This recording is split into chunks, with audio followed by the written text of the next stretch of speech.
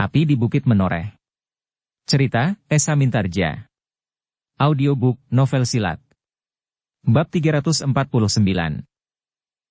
Agung Sedayu memang telah berusaha untuk melenting menghindari serangan itu. Tetapi ternyata ia tidak terlepas sama sekali dari sambaran api itu.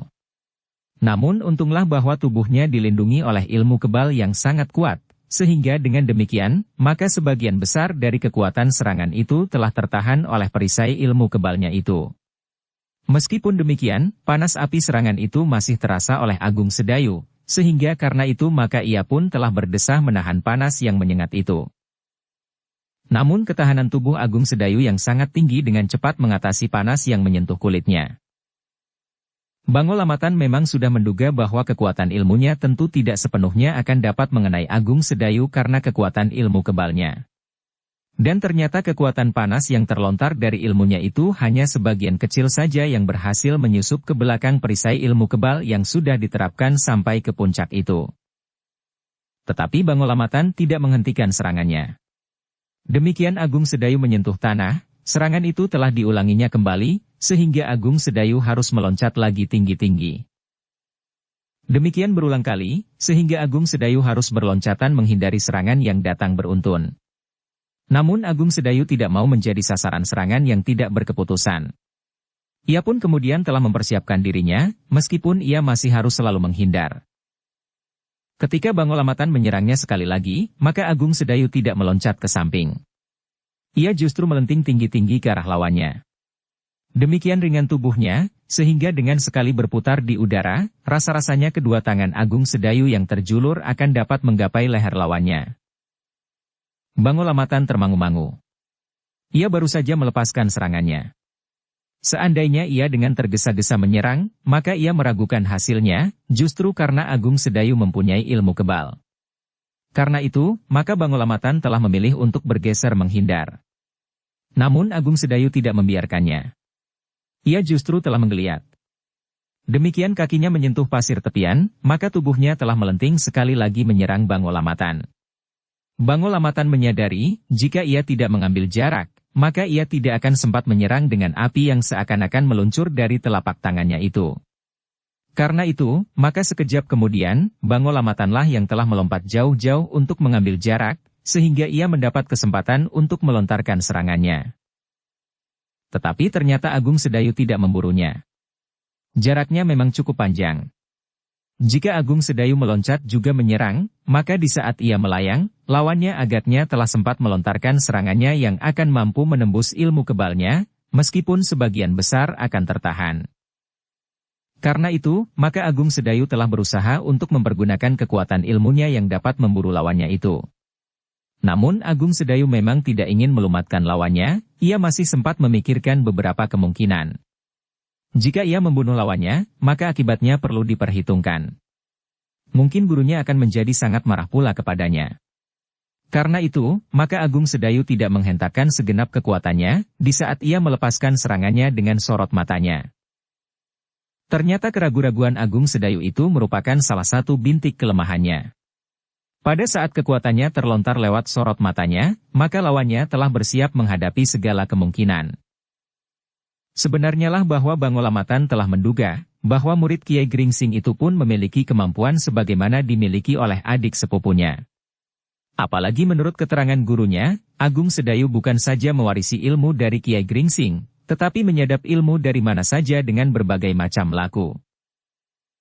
Tetapi Bangolamatan sama sekali tidak mengira bahwa lontaran ilmu justru memancar lewat sorot matanya. Karena itu, ketika ketajaman penglihatan hatinya melihat sorot mata Agung Sedayu, Bangolamatan terkejut. Dengan serta-merta ia meloncat berguling untuk menghindari serangan itu. Apalagi karena Agung Sedayu ternyata menyerangnya dengan keraguan-raguan. Serangan Agung Sedayu tidak mengenai sasarannya. Sementara itu lawannya yang melenting berdiri, tidak mau menjadi sasaran serangan berikutnya. Karena itu, maka ia harus memanfaatkan kebimbangan hati lawannya. Tiba-tiba saja sekali lagi tangan Bangolamatan terjulur dengan telapak tangan terbuka mengarah ke lawannya. Sekali lagi serangan yang dahsyat telah meluncur ke arah tubuh Agung Sedayu. Namun sekali lagi Agung Sedayu sempat mengelak. Demikianlah, maka pertempuran itu berlangsung semakin sengit. Keduanya memang harus mengambil jarak. Setiap kesempatan dipergunakan sebaik-baiknya. Salah satu kelemahan Agung Sedayu adalah keraguan-raguannya. Ia memang tidak ingin membunuh lawannya. Namun lawannya tidak menjadi ragu-ragu seperti Agung Sedayu, justru karena Agung Sedayu mempergunakan perisai ilmu kebal. Lawannya sudah memperhitungkan bahwa Agung Sedayu tidak akan mati meskipun serangannya sepenuhnya mengenai tubuhnya, karena hanya sebagian kecil sajalah yang akan dapat menyusup menembus ilmu kebalnya. Dengan demikian maka justru setiap kali Agung Sedayu mengalami kelambatan. Namun ternyata kemudian, bahwa akhirnya Agung Sedayu menemukan keseimbangan. Ia berhasil mengendalikan ilmunya pada tataran tertentu. Sehingga dengan demikian, maka Agung Sedayu tidak lagi harus ragu-ragu melontarkan serangannya. Tetapi ternyata bahwa perhitungan Agung Sedayu tidak sepenuhnya benar. Ternyata dengan serangan-serangannya yang lunak itu, ia tidak segera berhasil menguasai lawannya. Namun demikian, serangan-serangan yang datang beruntun itu memang membuat Bangol Amatan terdesak, meskipun setiap kali Bangol Amatan masih juga mendapat kesempatan membalas. Kiai Gringsing yang memperhatikan pertempuran itu masih juga berdebar-debar. Meskipun ia melihat Agung Sedayu mendesak lawannya, tetapi Kiai Gringsing itu mengetahui bahwa masih ada satu simpanan Bangol Amatan yang akan menjadi sangat berbahaya bagi Agung Sedayu, Aji Panglimunan. Gelagah Putih yang tidak mengetahui kekuatan ilmu yang masih tersimpan itu sempat tersenyum. Sesaat kemudian, Bangol Amatan itu benar-benar telah terdesak. Kecepatan gerak Agung Sedayu nampaknya semakin berpengaruh. Loncatan-loncatan yang tinggi dan jauh telah membingungkan Bangol Amatan. Apalagi setelah keduanya mempergunakan ilmu mereka menyerang dari jarak tertentu. Pada saat yang demikian itulah, maka Bangol Amatan tidak mempunyai pilihan lain. Meskipun ia jarang sekali mempergunakan ilmu simpanannya itu, tetapi menghadapi orang yang dianggapnya masih sangat muda itu, ia harus mempertahankan namanya. Bangol Amatan tidak mau justru menjadi sasaran penilaian yang buram dari para pendukung Panembahan Cahyawarastra. Ia kecewa sekali bahwa Bandar Anom dapat dikalahkan demikian mudahnya. Meskipun ia sudah mengira bahwa Bandar Anom sulit untuk dapat mengimbangi kemampuan murid orang bercambuk itu, tetapi seharusnya ia tidak begitu mudah dikalahkan sebelum lawannya menguras ilmunya sampai tuntas. Karena itu, ia sendiri tidak boleh mengecewakan pula. Ia harus mampu membuat imbangan atas kekalahan Bandar Anom, meskipun ia harus mempergunakan ilmunya yang jarang sekali dipergunakan. Semula ia berharap bahwa ia akan dapat mengalahkan Agung Sedayu tanpa ilmu simpanannya itu. Tetapi ternyata bahwa rencana itu tidak dapat dilakukannya. Ketika Bangol Amatan itu menjadi semakin terdesak, maka ia tidak berpikir panjang lagi. Ia pun telah mengambil jarak untuk mempersiapkan diri mengeterapkan ilmunya yang jarang ada bandingannya itu.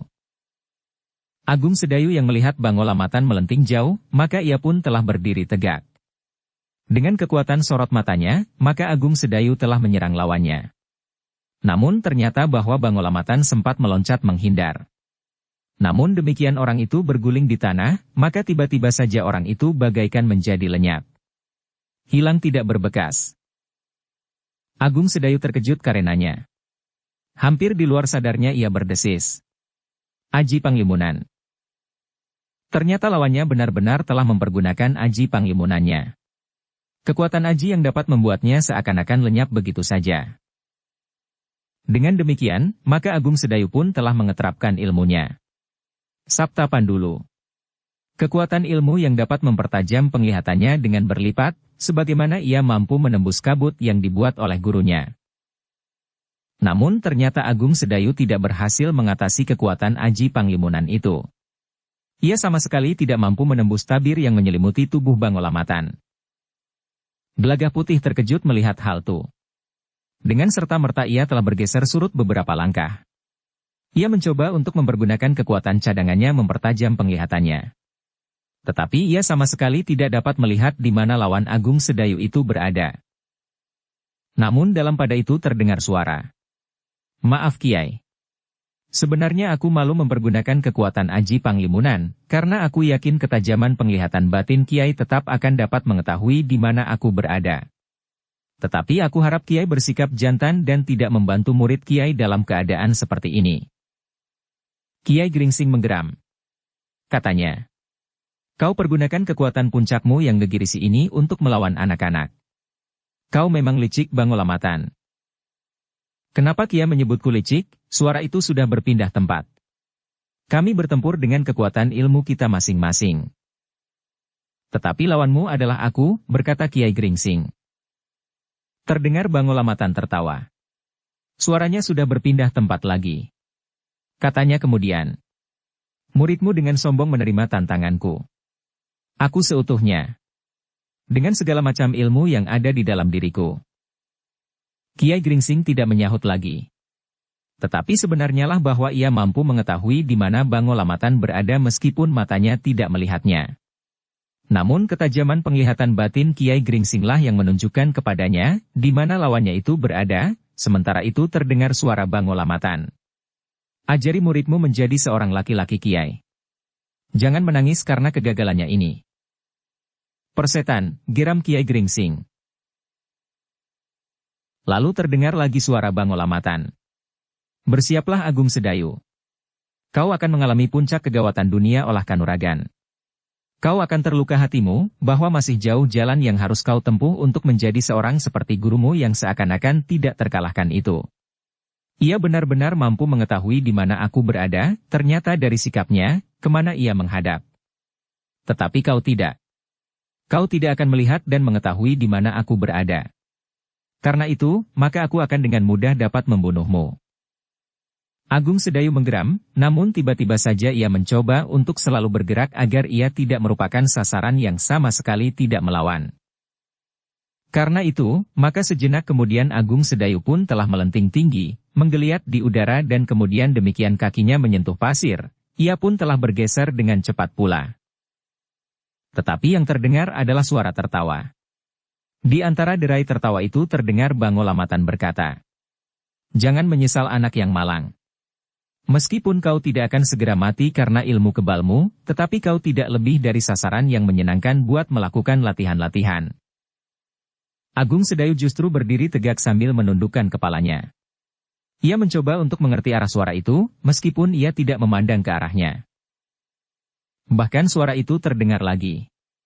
Bersiaplah.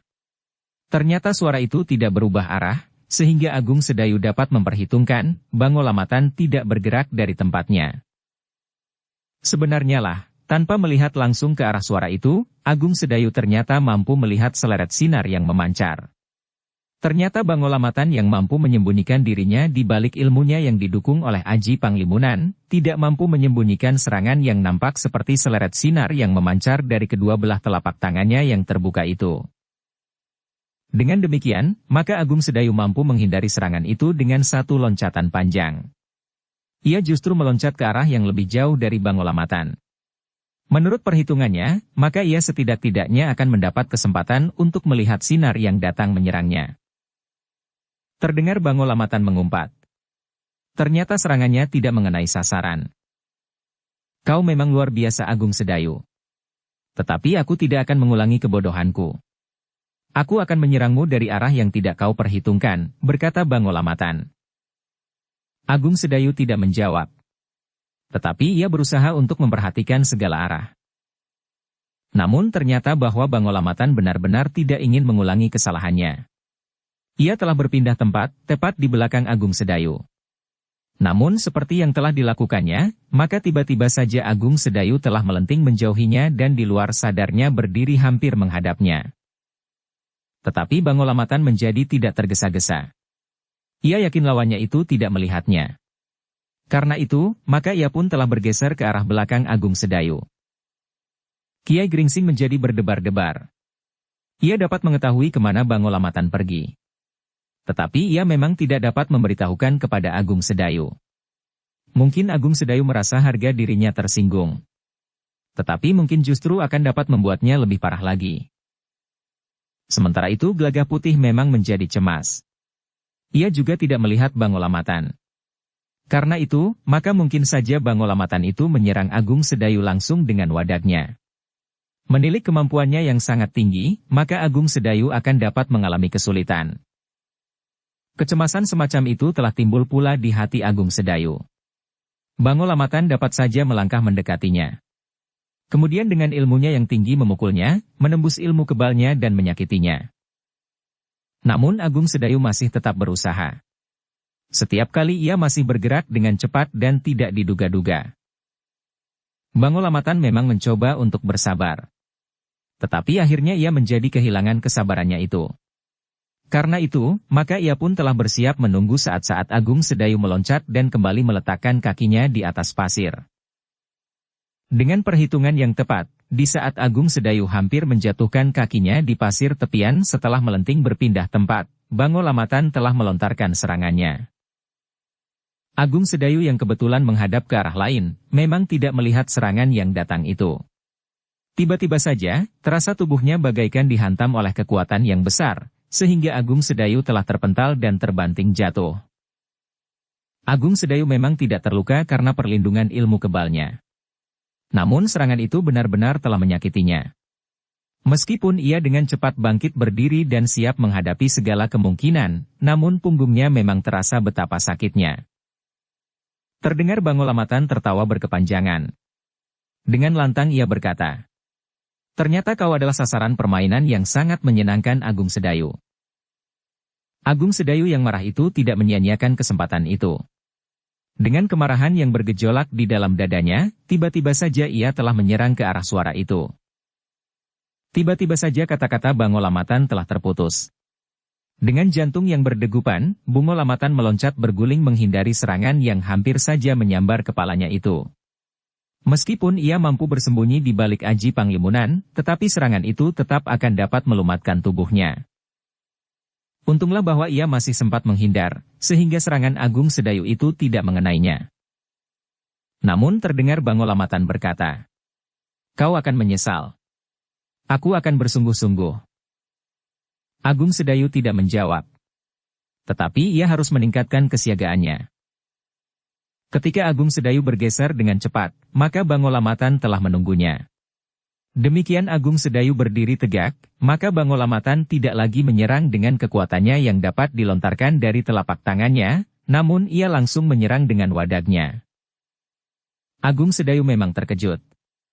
Pukulan yang langsung mengenai tengkuknya itu telah membuatnya hampir saja jatuh terjerembab tanpa terkendali. Namun untunglah Agung Sedayu justru berguling lewat punggungnya dan meloncat bangkit lagi. Sekali lagi terdengar suara tertawa. Tetapi tidak terlalu panjang, karena Bangolamatan yang sudah mendapat pengalaman tentang kecepatan berpikir dan mengambil keputusan yang pada umumnya tepat yang dilakukan oleh Agung Sedayu, tidak mau mendapat serangan lagi dengan tiba-tiba. Kemarahan Agung Sedayu benar-benar membakar jantungnya. Ia tidak pernah dipermainkan dalam pertempuran seperti itu. Ia pernah mengalami luka parah bahkan hampir merenggut jiwanya. Tetapi ia tidak menjadi sangat marah, justru karena ia merasa dipermainkan. Sejenak kemudian terdengar Bangolamatan berkata, "Tenanglah anak yang malang," kemudian setelah berpindah tempat.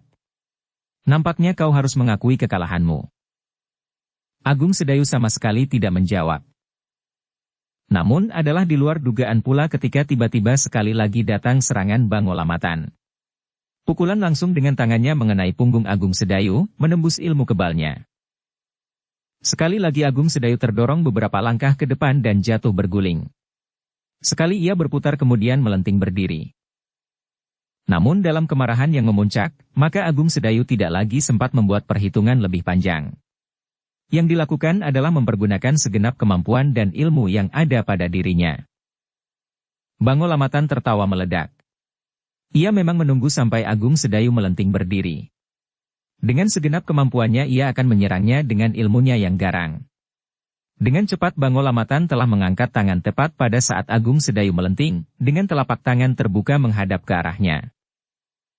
Namun tiba-tiba saja detak jantung Bangolamatan hampir terhenti. Ia tidak begitu yakin akan penglihatannya. Demikian Agung Sedayu meloncat bangkit, maka ia telah melihat bukan saja satu Agung Sedayu. Tetapi Agung Sedayu telah berdiri dengan rangkapannya. Dengan nada rendah Bangolamatan berdesis di luar sadarnya. "Bukan main. Kakang Kawah Adi Ari-Ari. Atau jika bukan, adalah ilmu sejenisnya." Karena itu, maka Bangolamatan menjadi ragu-ragu. Ia tidak tahu, yang manakah Agung Sedayu yang sebenarnya. Namun Bangolamatan tidak mau terlambat. Tiba-tiba saja serangannya telah meluncur ke arah salah satu di antara wujud-wujud Agung Sedayu itu. Tetapi ternyata Bangolamatan telah salah memilih. Ternyata yang dikenainya bukannya Agung Sedayu yang sebenarnya, sehingga karena itu, maka serangannya tidak dapat menyakiti lawannya. Demikian serangan itu lewat, maka tiba-tiba saja wujud-wujud itu pun telah berusaha menghilangkan jejak perhitungan lawannya. Ketiganya berloncatan menyatu. Jatuh berguling. Namun kemudian meloncat bangkit dalam wujud yang telah terpecah. Tetapi Agung Sedayu yang merasa dirinya dipermainkan itu telah menggenggam pula cambuk di tangannya, sehingga wujud-wujud yang lain pun telah menggenggam senjata serupa. Setan alas. Bangolamatan mengumpat. Sekali lagi serangannya salah sasaran. Dan sekali lagi wujud-wujud itu menyatu dan memecah diri kembali. Ternyata kemudian bukan saja Agung Sedayu yang menjadi kebingungan. Tetapi Bangolamatan pun menjadi bingung. Gelagah Putih memang menjadi semakin tegang. Baru sekali itu ia melihat Agung Sedayu mengerahkan sekian banyak ilmunya untuk menghadapi seseorang. Kemampuan tertinggi dan keterampilan olah kanuragan. Ilmu kebalnya, wujud-wujud semu dalam kekuatan Aji Kakang Kawah Adi Ari-Ari, sorot matanya, cambuknya, penangkal racun, meringankan tubuh, dan apalagi. Sebenarnya lah Agung Sedayu masih juga membuat perhitungan-perhitungan. Namun dalam pertempuran selanjutnya, Agung Sedayu tidak lagi dengan mudah dapat dipermainkan oleh lawannya yang juga menjadi kebingungan. Kiai Gringsing sempat bernafas panjang. Terasa himpitan di dadanya menjadi sedikit longgar, meskipun jika Bangolamatan telah menjadi tenang dan mampu mengurai keadaan wujud-wujud lawannya, maka ia akan dapat segera membedakan yang mana Agung Sedayu yang sebenarnya, dan yang mana wujud-wujud tiruannya. Nampaknya Bangolamatan pun ingin melakukannya. Dikerahkannya kemampuan ilmunya, untuk mengenali lawannya yang sesungguhnya dari wujud-wujud yang dihadapinya. Namun dalam pada itu, Agung Sedayu pun telah mengeterapkan kelengkapan ilmunya yang lain. Ia sudah mencoba dengan ilmunya Sabta Pandulu. Tetapi ia tetap tidak dapat melihat Bangolamatan yang bersembunyi di belakang aji panglimunannya. Ia pun kemudian mengeterapkan aji Sabta Pangrungu. Tetapi juga demikian sulit untuk mendengar tapak kaki lawannya yang berdesir di atas pasir. Meskipun kadang-kadang dengan ketajaman pendengarannya ia mampu menangkap suara itu, tetapi kadang-kadang segera lenyap lagi. Ilmunya Sabta Pangganda juga tidak dapat membantunya. Ia memang kadang-kadang pula sempat mencium bau keringat lawannya. Tetapi jika angin berubah arah, atau lawannya berpindah tempat, maka ia tidak dapat segera mengetahuinya. Karena itu, telah terjadi perang ilmu yang dahsyat antara keduanya. Justru pada saat Bangolamatan mampu mengurai wujud-wujud yang dihadapinya, maka Agung Sedayu telah menemukan pemecahan pula. Ia mampu mengetahui di mana lawannya berada dengan ilmunya Sabta Panggraita. Meskipun Agung Sedayu tetap tidak melihat lawannya, tetapi ia tahu atas dasar ketajaman panggraitanya, di mana lawannya itu berada dan kemana ia bergerak. Namun yang kemudian terdengar adalah suara Bangolamatan tertawa. Di sela-sela tertawanya terdengar suaranya. Agung Sedayu, kau dapat memecah dirimu dalam rangkapan 100 sekalipun. Tetapi kau tidak akan dapat berlagak di hadapanku. Aku akui, bahwa beberapa saat setelah kau terapkan kekuatan ilmumu untuk membuat wujud-wujud rangkapan, aku terlalu gelisah sehingga aku tidak sempat melihat wujud-wujud itu dengan wajar. Bangolamatan berhenti sejenak. Kemudian katanya, aku pun tidak merasa perlu untuk bergeser dari tempatku. Aku tahu pasti kapan seranganmu datang. Dan aku tahu pasti, bahwa aku akan dapat menghindarkannya. Nah Agung Sedayu, mumpung aku masih di sini, lontarkan serangan ke arah suaraku. Agung Sedayu memang menghadap ke arah suara itu. Ia tidak melihat Bangolamatan, tetapi panggraitanya mengatakan bahwa Bangolamatan dengan tergesa-gesa bergerak ke kanan. Tetapi Agung Sedayu tidak mengikuti gerak Bangolamatan, namun ia ingin meyakinkan diri bahwa panggraitanya itu benar. Karena itu, maka Agung Sedayu pun telah meloncat menyerang Bangolamatan pada tempatnya sebelum ia bergerak. Sementara wujudnya yang lain telah melakukan gerak-gerak yang tidak banyak berarti. Sejenak kemudian terdengar cambuk Agung Sedayu meledak. Suaranya bagaikan memecahkan selaput telinga. Namun hentakan sendal pancing itu sama sekali tidak mengenai siapapun juga.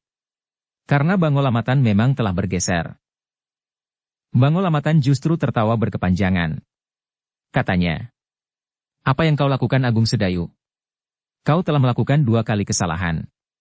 Pertama, kau menyerang di tempat yang sama sekali tidak ada sasarannya.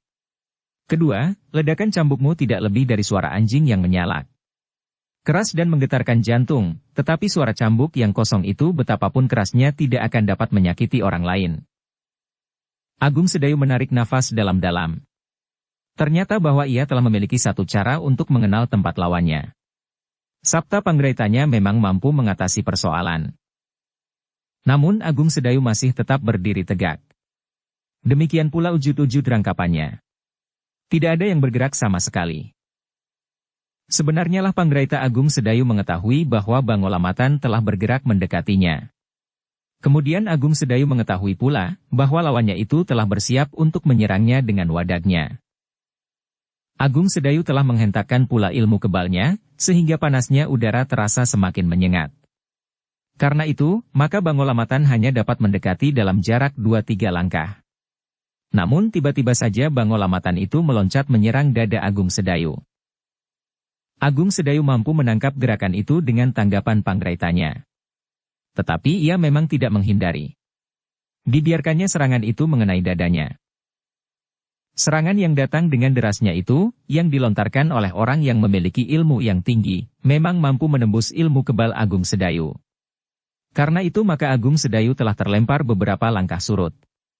Kemudian jatuh terlentang, berguling beberapa kali dan sejenak kemudian wujud-wujudnya telah menyatu kembali. Namun ketika kemudian Agung Sedayu itu meloncat berdiri, maka tubuhnya seakan-akan telah memecah dan tegak bersama-sama wujud rangkapannya. Sekali lagi Bangolamatan tertawa. Katanya, "Menyerahlah anak yang malang. Akuilah bahwa kekuatan para pendukung Panembahan Cahya Warastra bukan hanya terdiri dari orang-orang yang hanya dapat berteriak-teriak saja. Tetapi juga benar-benar orang yang berarti." Kiai Gringsing yang menyaksikannya menjadi berdebar-debar kembali. Nampaknya Bangolamatan telah berhasil memecahkan kesulitannya menghadapi wujud-wujud kembar Agung Sedayu. Dengan demikian maka ia sudah dapat membedakan yang manakah Agung Sedayu yang sesungguhnya, dan yang manakah bentuk semuanya. Demikian pula Gelagah Putih yang menjadi tegang kembali. 1-2 kali dipandanginya Kiai Gringsing. Apakah Kiai Gringsing benar-benar akan berdiam diri menghadapi kesulitan yang dialami oleh Agung Sedayu? Tetapi nampaknya tidak ada tanda-tanda bahwa Kiai Gringsing akan bertindak. Dalam pada itu, Agung Sedayu telah berdiri tegak dengan cambuk di tangannya, sebagaimana juga wujud-wujud rangkapannya.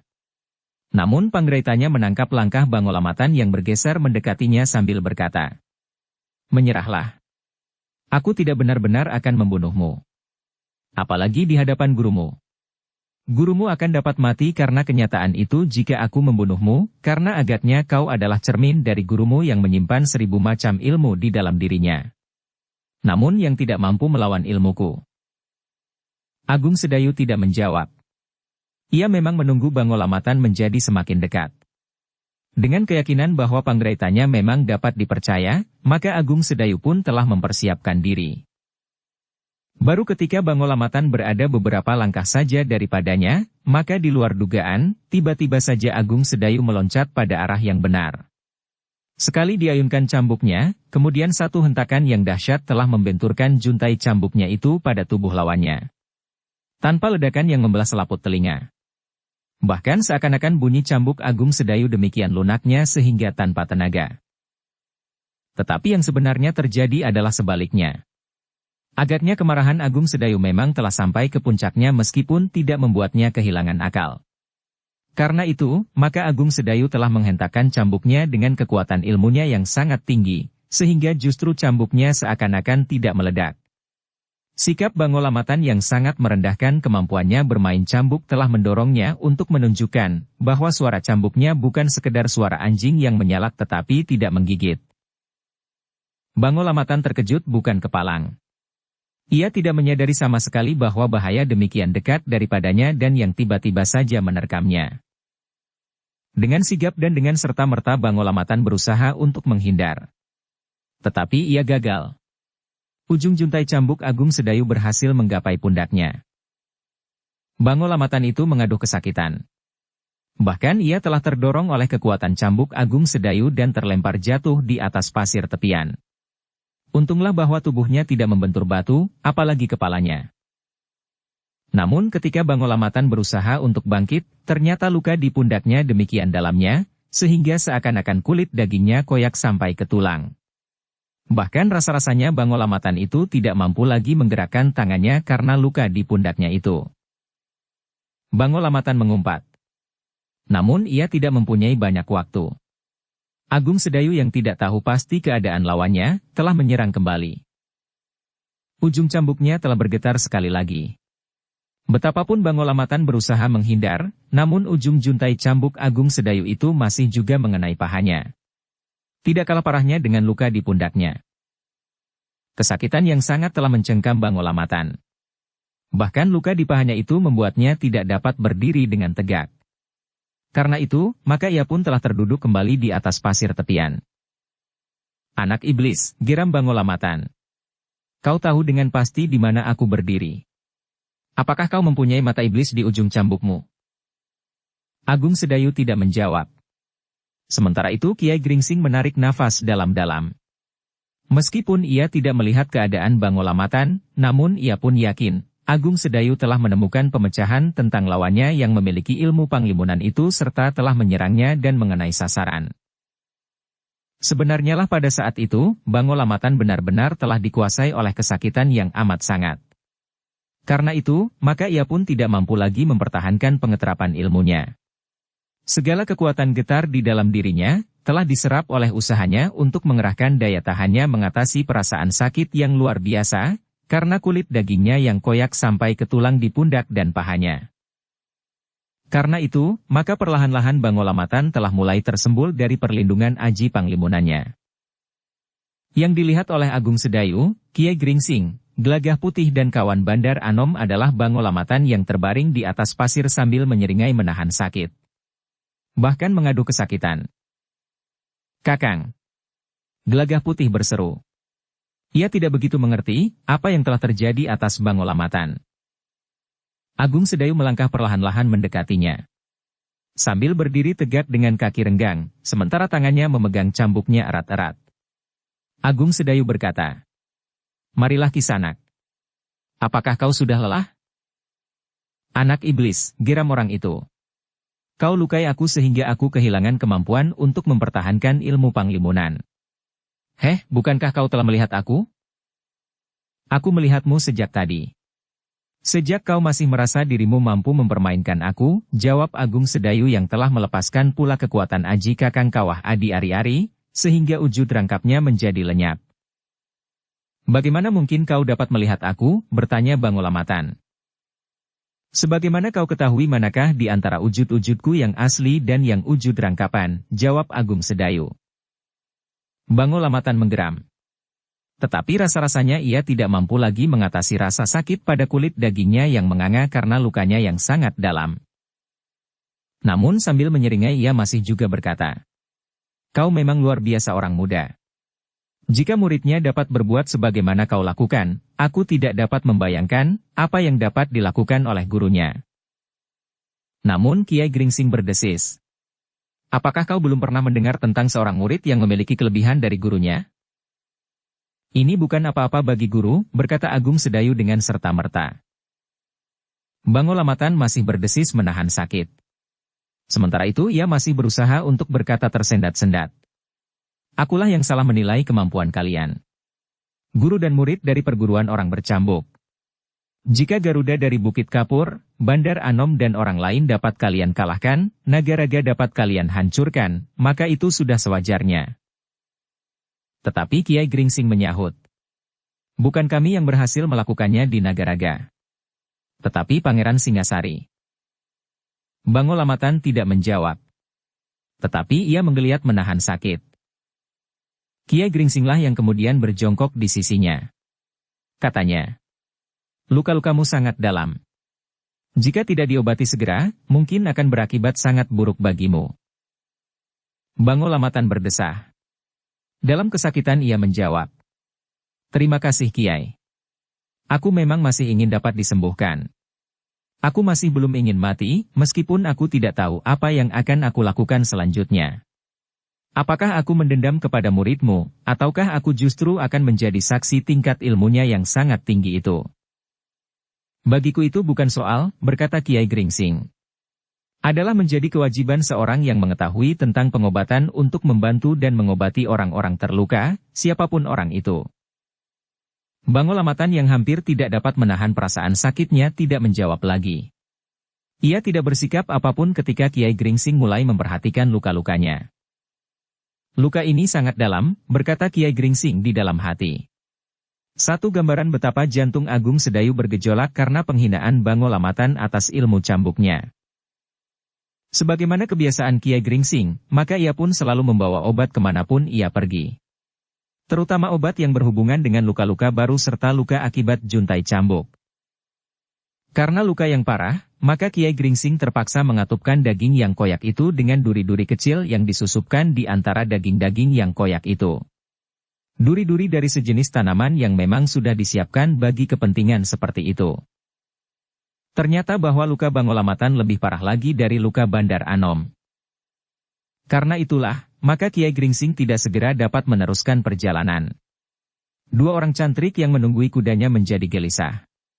Bahkan seorang di antara mereka telah menyusulnya ke balik tikungan.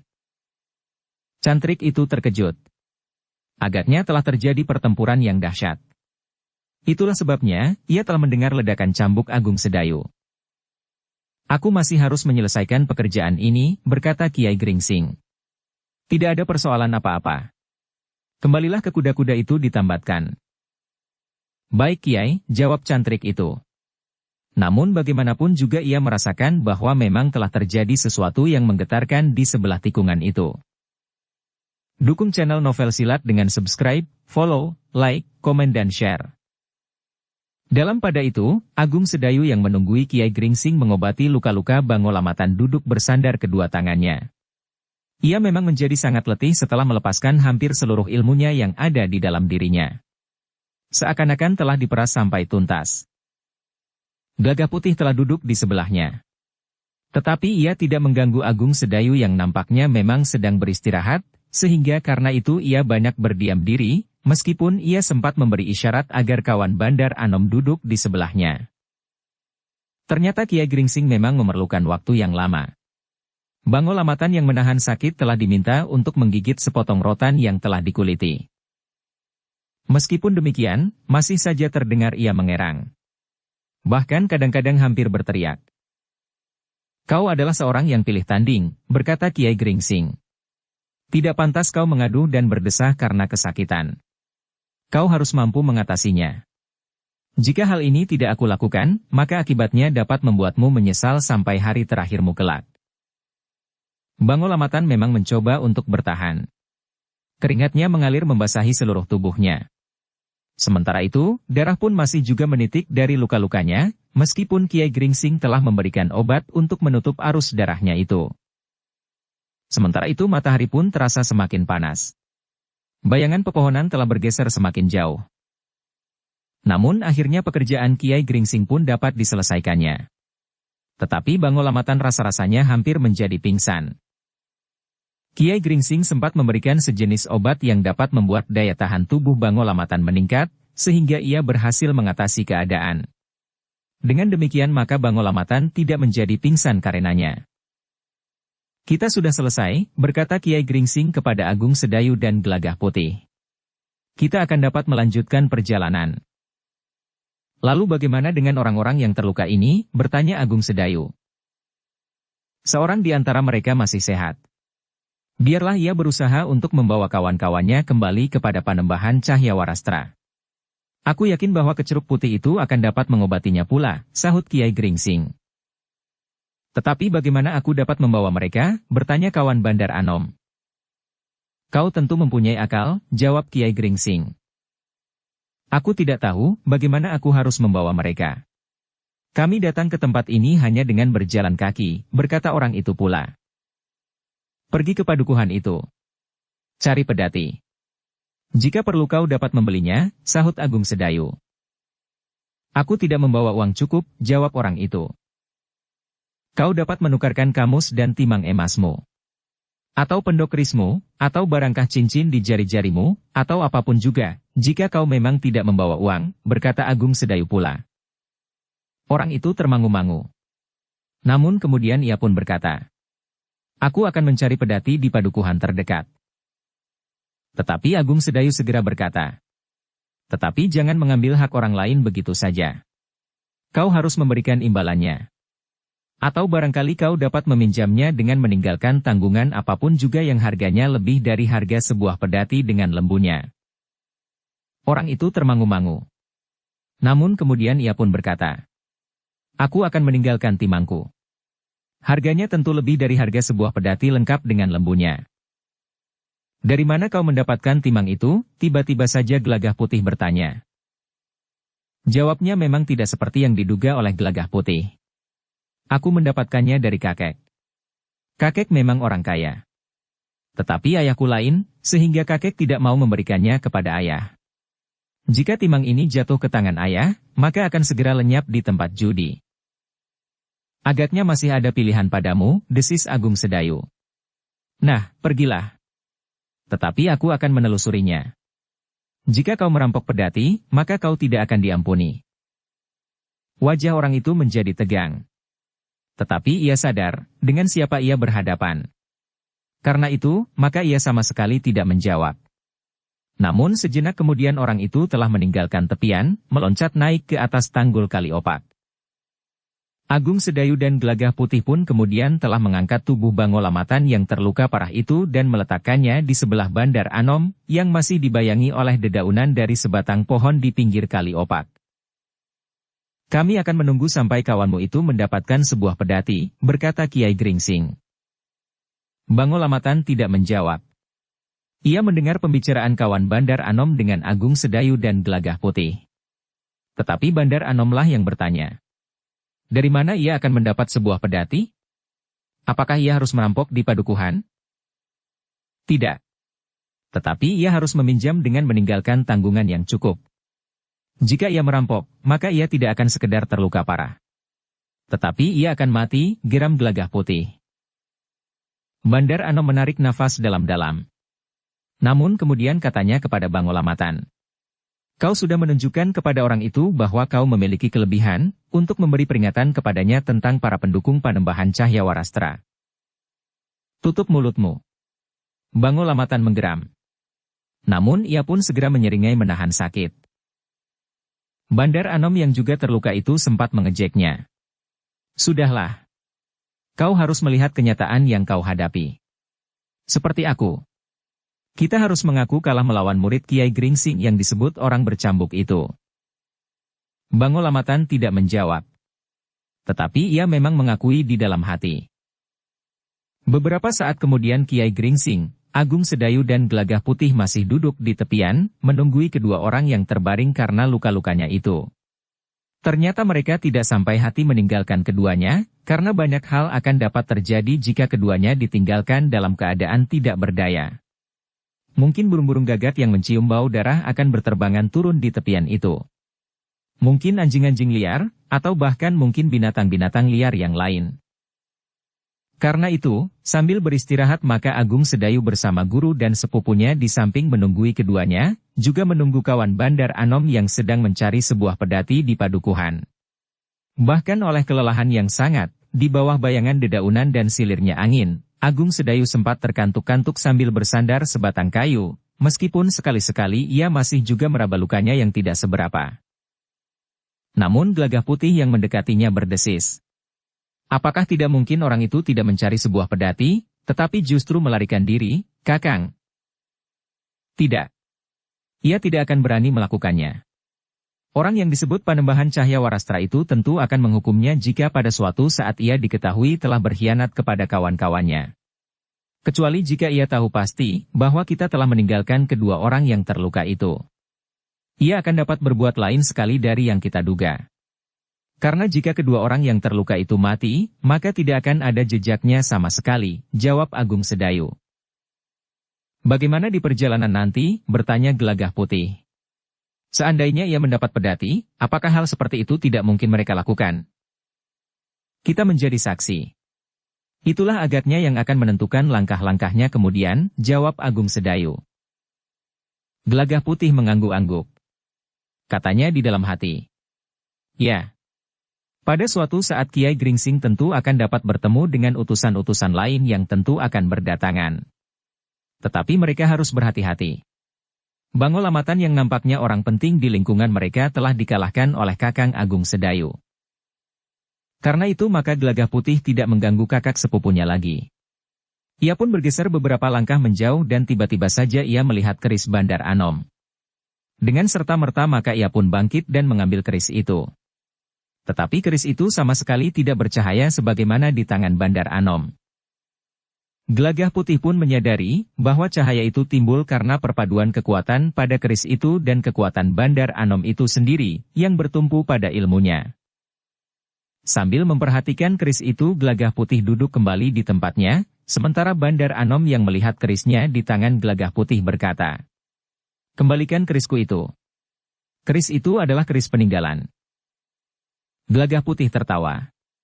Katanya, "Dengan keris ini kau dapat memaksakan kehendakmu kepada orang lain. Dengan keris ini kau dapat menakut-nakuti orang, dan dengan keris ini kau berusaha membunuh Kakang Agung Sedayu. Bukan sekedar bermain-main, tetapi kau bersungguh-sungguh." Bandar Anom termangu-mangu. Katanya, "Dalam pertempuran seperti itu maka kita akan kehilangan pengamatan diri. Bukankah Agung Sedayu juga melukai aku dan melukai Bangol Amatan? Setelah kalian ternyata bersungguh-sungguh ingin membunuhnya, atau lebih buruk lagi, mempermainkannya," jawab Gelagah Putih. Bandar Anom terdiam sejenak. Namun kemudian katanya pula, "Aku mohon keris itu." Gelagah Putih mengerutkan dahinya. Tetapi kemudian jawabnya tegas. "Tidak. Kau akan mempergunakannya untuk kepentingan perluasan pengaruh Panembahan Cahaya Warastra. Aku tahu, kerismu adalah keris yang sangat berbahaya. Bukankah kerismu mempunyai bisa yang sangat tajam? Setiap sentuhan betapapun kecilnya dengan jalur darah seseorang di lapisan kulit sekalipun, maka kekuatan racunnya akan dapat membunuh." "Jadi apa yang akan kau lakukan dengan kerisku?" bertanya Bandar Anom dengan suara yang semakin tersendat. "Untuk mengurangi kegaranganmu, maka keris ini akan aku musnahkan saja," berkata Gelagah Putih. "Jangan." Bandar Anom tiba-tiba saja berusaha untuk bangkit. Namun Kiai Gringsing telah mencegahnya. "Jangan. Nanti lukamu akan menganga lagi." Lalu katanya kepada Gelagah Putih, "Sebaiknya kau singkirkan saja keris itu, Gelagah Putih. Dengan demikian kita sudah mengurangi langkah-langkah buruk yang mungkin akan diambil oleh Bandar Anom jika ia sembuh nanti." Oh, suara Bandar Anom bagaikan tertelan kembali. Tetapi ia tidak dapat berbuat sesuatu ketika Gelagah Putih kemudian beranjak dari tempatnya sambil membawa keris itu. Bangol Amatan yang terbaring di sebelahnya ternyata sempat juga mendengarkan percakapan itu. Tetapi ia tidak mengatakan sesuatu, meskipun ia pun menjadi cemas, bahwa ia akan mengalami nasib yang sama. Karena ia tahu pasti, bahwa Kiai Gringsing akan dapat memberikan sejenis racun yang dapat melumpuhkannya jika ia mau, atau membuat cacat yang lain. Tetapi agaknya itu bukan cara yang dipergunakan oleh Kiai Gringsing yang berilmu sangat tinggi itu. Demikianlah, maka untuk beberapa saat lamanya mereka menunggu. Ketika kesabaran Gelagah Putih hampir habis, maka kelihatan sebuah pedati yang berjalan lamban sekali menuju ke batas tanggul Kali Opak. Sementara itu, Agung Sedayu justru masih memanfaatkan waktu itu sebaik-baiknya untuk beristirahat. Gelagah Putihlah yang pertama kali meloncat ke atas tanggul mendekati pedati yang justru berada di sebelah barat sungai. "Kemana kau cari pedati?" bertanya Gelagah Putih. "Padukuhan yang terdekat adalah Padukuhan Bogem," jawab kawan Bandar Anom. "Jadi kau ambil pedati ini dari Bogem?" bertanya Gelagah Putih. "Iya," jawab orang itu. "Kau rampok?" desak Gelagah Putih. Gringsing yang berilmu sangat tinggi itu. "Tidak," jawab kawan Bandar Anom. "Aku mengambil pedati itu dengan cara yang baik. Bahkan aku ingin menukarnya dengan timangku. Maksudku, timangku akan aku tinggal sebagai tanggungan. Di saat aku mengembalikan pedati itu sepekan mendatang, timangku itu akan aku ambil kembali." Dan kau akan mengajak 1-2 orang kawan untuk menakut-nakuti pemilik pedati itu, berkata Gelagah Putih. Tidak, aku bersumpah. Pemilik pedati itu adalah orang yang sangat baik. Aku tidak perlu memaksanya. Ketika aku menjelaskan kepentingannya, maka ia pun dengan sukarela menyerahkan pedatinya sekaligus dengan lembunya. Dengan tergesa-gesa ia memerintahkan pembantunya untuk memasang lembu dan perlengkapannya sekaligus, berkata orang itu. Aku akan pergi ke Bogem untuk melihat kebenaran kata-katamu. Siapakah yang sudah berbaik hati memberikan pedati itu kepadamu? Bertanya Gelagah Putih. Pedati itu bukannya diberikan, tetapi dipinjamkan. Aku harus mengembalikannya. Orang itu berhenti sejenak, lalu. Namun aku memang telah berbohong kepada orang itu. Berbohong bagaimana? Bertanya Gelagah Putih dengan kening yang berkerut. Aku mengatakan bahwa kedua orang kawanku telah mengalami kecelakaan. Kuda mereka yang berpacu cepat telah bergeseran dan keduanya telah jatuh terbanting di tanah, sementara kuda-kuda itu justru terkejut dan berlari tanpa dapat ditangkap lagi, jawab orang itu. Gelagah Putih menarik nafas panjang. Namun sekali lagi ia telah bertanya. Siapa nama orang yang telah berbaik hati itu? Namanya Ki Pinandaya, jawab orang itu. Justru karena kebaikan hatinya, aku tidak dapat berbuat apa-apa. Aku memang membawa pedatinya itu, tetapi dengan janji di dalam hati, bahwa aku akan mengembalikannya. Kau bersungguh-sungguh, bertanya Gelagah Putih. Aku bersungguh-sungguh. Aku sudah menawarkan timang emasku.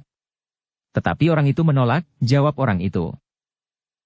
Gelagah Putih mengangguk-angguk. Katanya. Baiklah. Aku justru akan berjalan ke arah barat. Kau ke arah timur. Aku akan dapat singgah di padukuhan itu untuk melihat kebenaran kata-katamu. Singgahlah di rumah Ki Pinandaya. Tanyakan kepadanya, apakah aku memaksa atau ia sendiri memberikan pedatinya. Tetapi menurut pengakuanku padanya, 2 orang kawanku itu terluka karena jatuh dari kuda, jawab kawan Bandar Anom. Kau katakan bahwa kau akan memakai pedati itu ke Madiun, bertanya Gelagah Putih. Aku tidak mengatakan akan pergi ke Madiun. Tetapi aku berkata bahwa aku akan pergi ke Grobogan, jawab orang itu. Gelagah Putih mengangguk-angguk.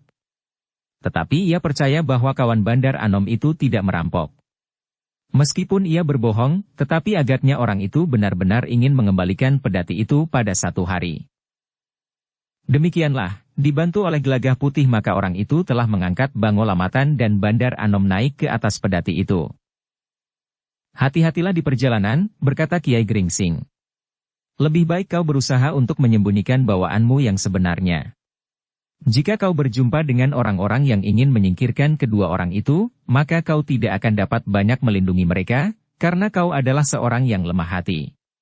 Tetapi nampaknya kau dituntut untuk bertanggung jawab kepada Panembahan Cahyawarastra, bahwa kedua orang itu akan sampai kepadanya.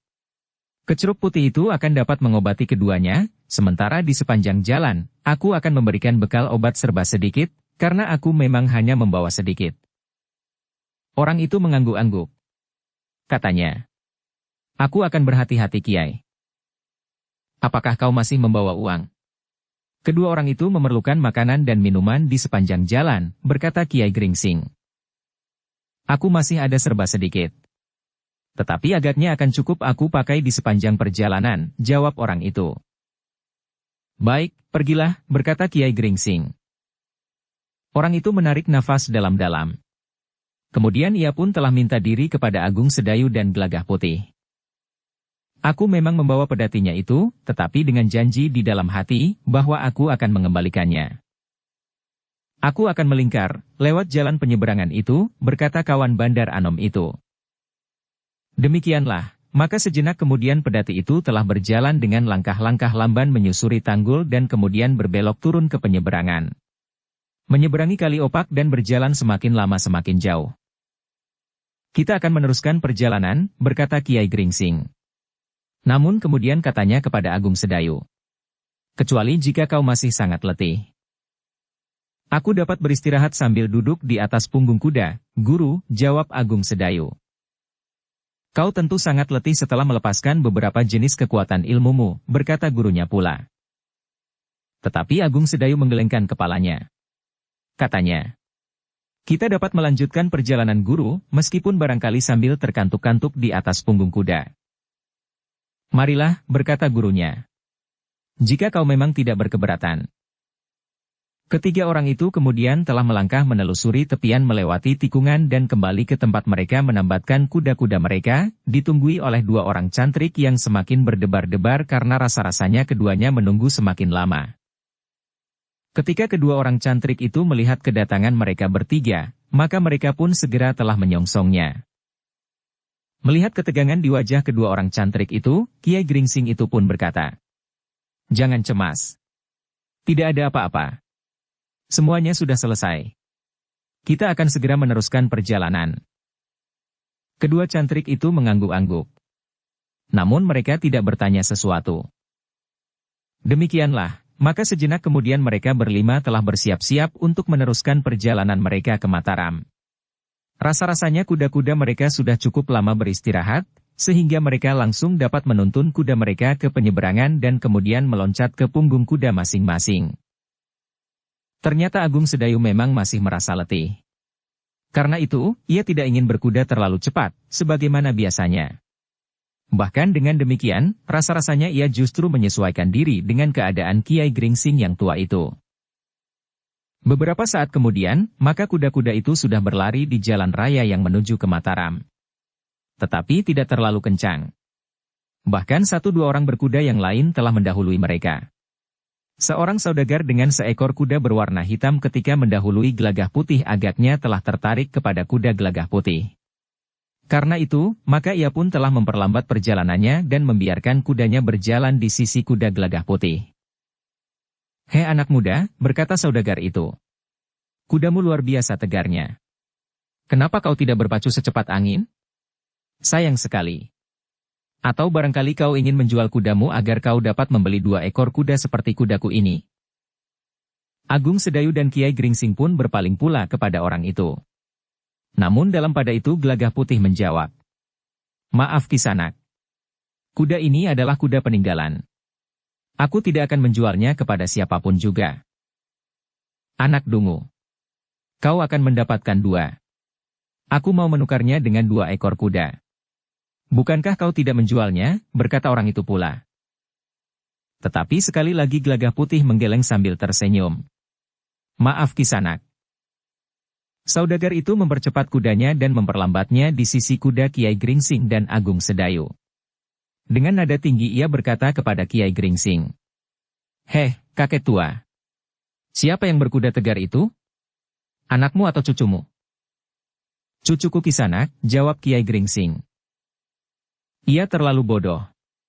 Aku menawarkan menukar kudanya dengan 2 ekor kuda seperti kuda yang aku pakai sekarang ini.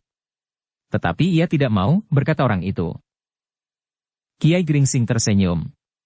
Katanya, ia suka sekali kepada kudanya itu. "Kakek tua, bujuk cucumu. Nanti aku beri kau uang di samping 2 ekor kuda buat cucumu itu," berkata orang itu. Tetapi Kiai Gringsing menjawab, "Kuda itu adalah kudanya. Aku tidak dapat memaksanya jika ia memang tidak menghendakinya." "Kau juga dungu seperti cucumu," berkata saudagar itu. Lalu katanya, "Kudaku, meskipun kuda yang kurang tegar, tetapi mampu berlari cepat. Mari kita berpacu. Berapa saja kau bertaruh? Atau barangkali cucumu?" Kiai Gringsing menggeleng. Katanya masih juga sambil tersenyum, "Tidak Kisanak. Soalnya bukan saja soal kudanya. Tetapi cucuku tidak pandai berkuda. Jika kudanya lari kencang, maka ia akan menjadi ketakutan dan menggigil di punggung kudanya itu." Saudagar itu bersungut-sungut. Kemudian katanya, "Sekelompok orang dungu. Kalian akan menyesal." Tidak ada yang menjawab. Kiai Gringsing tidak menjawab. Agung Sedayu pun tidak. Sejenak kemudian maka orang berkuda hitam itu telah mempercepat lari kudanya, mendahului iring-iringan kecil yang memang dengan sengaja tidak berpacu dengan cepat. Selain Kiai Gringsing yang tua itu tidak ingin tubuhnya terguncang-guncang, maka Agung Sedayu pun saat itu seakan-akan sedang beristirahat di punggung kudanya. Namun karena itu, perjalanan yang tidak terlalu jauh lagi itu mereka tempuh dalam waktu yang agak lama. Mereka menyusuri jalan lewat Candi Sari, kemudian Cupuatu, dan beberapa saat lagi mereka telah mendekati alas Tambak Baya, yang sudah menjadi semakin ramai dilalui orang meskipun masih ada bagian hutan yang lebat dan penuh dengan pohon-pohon raksasa.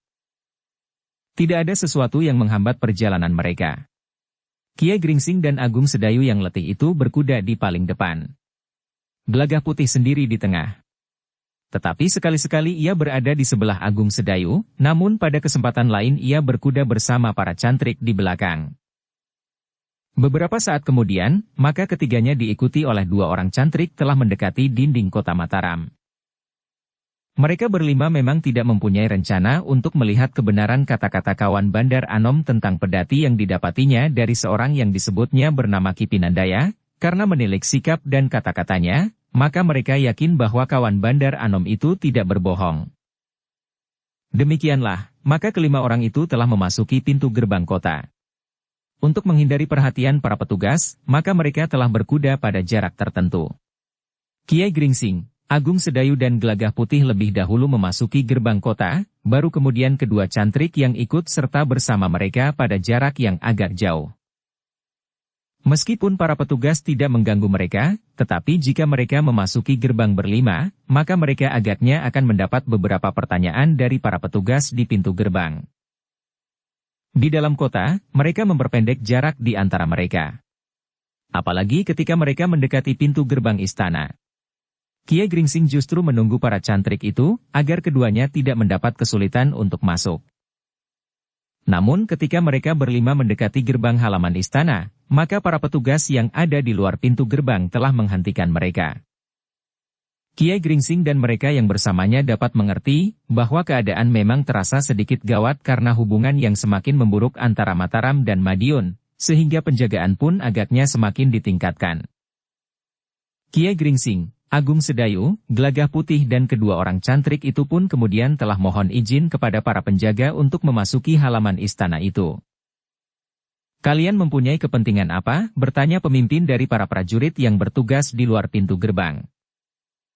Kami akan menghadap Panembahan Senapati, jawab Kiai Gringsing. Menghadap Panembahan, pemimpin prajurit yang bertugas itu menjadi heran.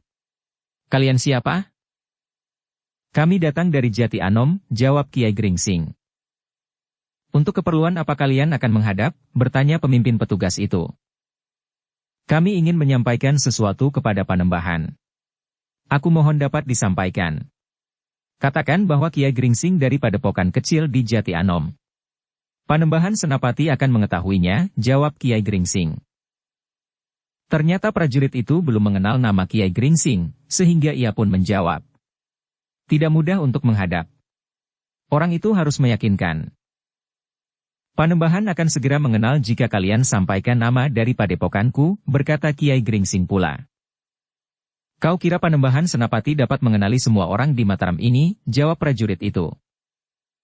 Tentu tidak, sahut Kiai Gringsing. Tetapi Panembahan Senapati mengenal kami.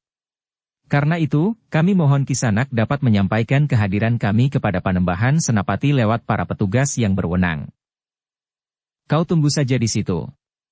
Nanti jika ada di antara mereka yang lewat, biarlah aku mengatakannya jika mereka berkenan, jawab pemimpin petugas itu. Mereka, siapa yang Kisanak maksudkan? Bertanya Agung Sedayu. Para petugas di dalam istana, jawab prajurit itu. Jika tidak ada yang lewat, desak Agung Sedayu. Nasibmulah yang buruk. Kau harus datang lagi besok pagi, jawab prajurit itu. Baiklah. Kami akan menunggu. Tetapi jika Panembahan Senapati menjadi marah karena kami terlambat, serta barangkali dengan demikian sekelompok orang telah menjadi korban, maka itulah tanggung jawabmu. Panembahan Senapati akan dapat memberikan hukuman apapun kepadamu, berkata Agung Sedayu. Prajurit itu termangu-mangu sejenak. Namun kemudian ia pun berkata, jangan seperti berbicara dengan anak-anak. Tunggu di sebelah pintu gerbang itu, atau kami akan mengusirmu pergi. Baik. Kami akan menunggu. Tetapi peristiwa itu tengah berlangsung sekarang. Jika Panembahan cepat mengetahuinya, segalanya akan dapat dicegah. Tetapi jika lambat, maka tidak akan ada harapan lagi. Demikian juga kau tidak akan mempunyai harapan untuk dapat kembali ke rumahmu untuk menemui istri dan anak-anakmu, jika kau mempunyainya. Prajurit itu masih juga termangu-mangu ketika ia melihat kelima orang itu melangkah menepi dan duduk di sebelah pintu gerbang.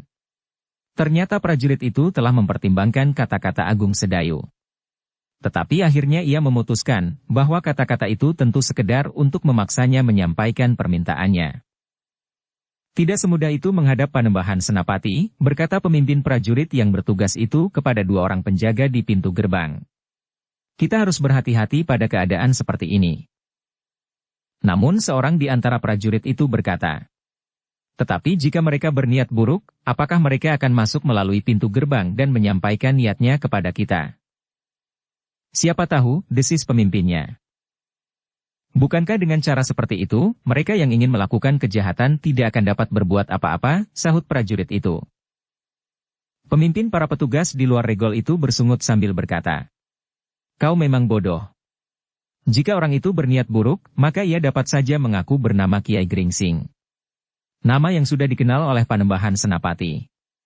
Jika kita terkecoh oleh sikap itu dan begitu saja mempercayainya, maka orang yang mengaku Kiai Gringsing itu akan melakukan kejahatan demikian ia diterima oleh Panembahan Senapati, yang mengira bahwa ia benar-benar Kiai Gringsing.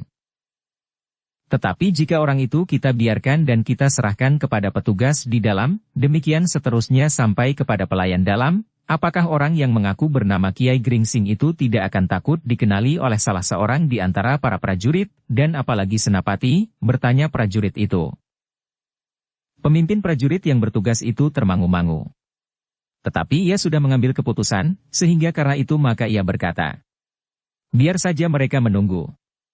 Kita harus memberikan kesan bahwa untuk menghadap Panembahan Senapati tidak begitu mudah, sebagaimana kita ingin bertemu dengan seorang bekel di sebuah padukuhan kecil. Bahkan untuk bertemu dengan seorang bekel saja kadang-kadang seseorang harus menunggu. Prajurit itu pun terdiam. Ia tidak dapat berbantah dengan pemimpinnya, meskipun ia tidak setuju dengan sikap pemimpinnya itu.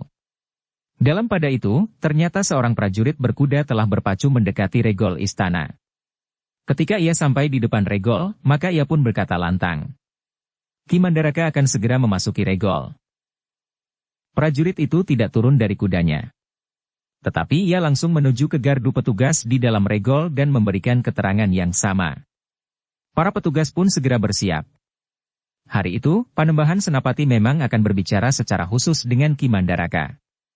Para prajurit dan petugas telah mendapat perintah sebelumnya untuk menerima Ki Mandaraka dan mempersilahkannya masuk. Seorang pelayan dalam telah mendahului menghadap Panembahan Senapati untuk memberitahukan kedatangan Ki Mandaraka. Kami persilakan Paman Mandaraka untuk langsung ke bilik khusus. Kami akan berbicara tentang sesuatu hal, berkata Panembahan Senapati kepada pelayan dalam yang menghadapnya. Pelayan dalam itu pun segera bergeser kembali keluar. Pelayan dalam itu memang sudah mengetahui bahwa Panembahan Senapati telah memanggil Ki Mandaraka untuk menghadap.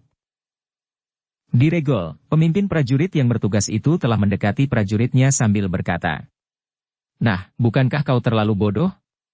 Jika orang-orang itu diperkenankan masuk, bukankah kuda-kudanya hanya akan mengotori halaman, justru pada saat Ki Patih Mandaraka menghadap?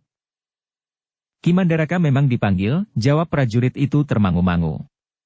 Namun ia pun merasa bahwa jika orang-orang yang menunggu itu ada di dalam, mereka mungkin akan terasa agak mengganggu para petugas, atau sebelumnya harus ditempatkan di tempat yang khusus. Tetapi prajurit itu bertanya, apakah Ki Lurah tadi ingat bahwa Ki Patih memang telah dipanggil dan dalam perjalanan ke istana untuk segera menghadap? Pemimpin prajurit itu termangu-mangu. Namun kemudian katanya, sebenarnya aku memang tidak ingat akan hal itu. Tetapi ternyata naluri keprajuritanku sangat tajam, sehingga aku telah mengambil keputusan yang paling baik bagi orang-orang itu. Beberapa saat kemudian, seorang lagi dari pasukan berkuda telah memasuki lingkungan para petugas sambil berkata, Ki Patih telah datang.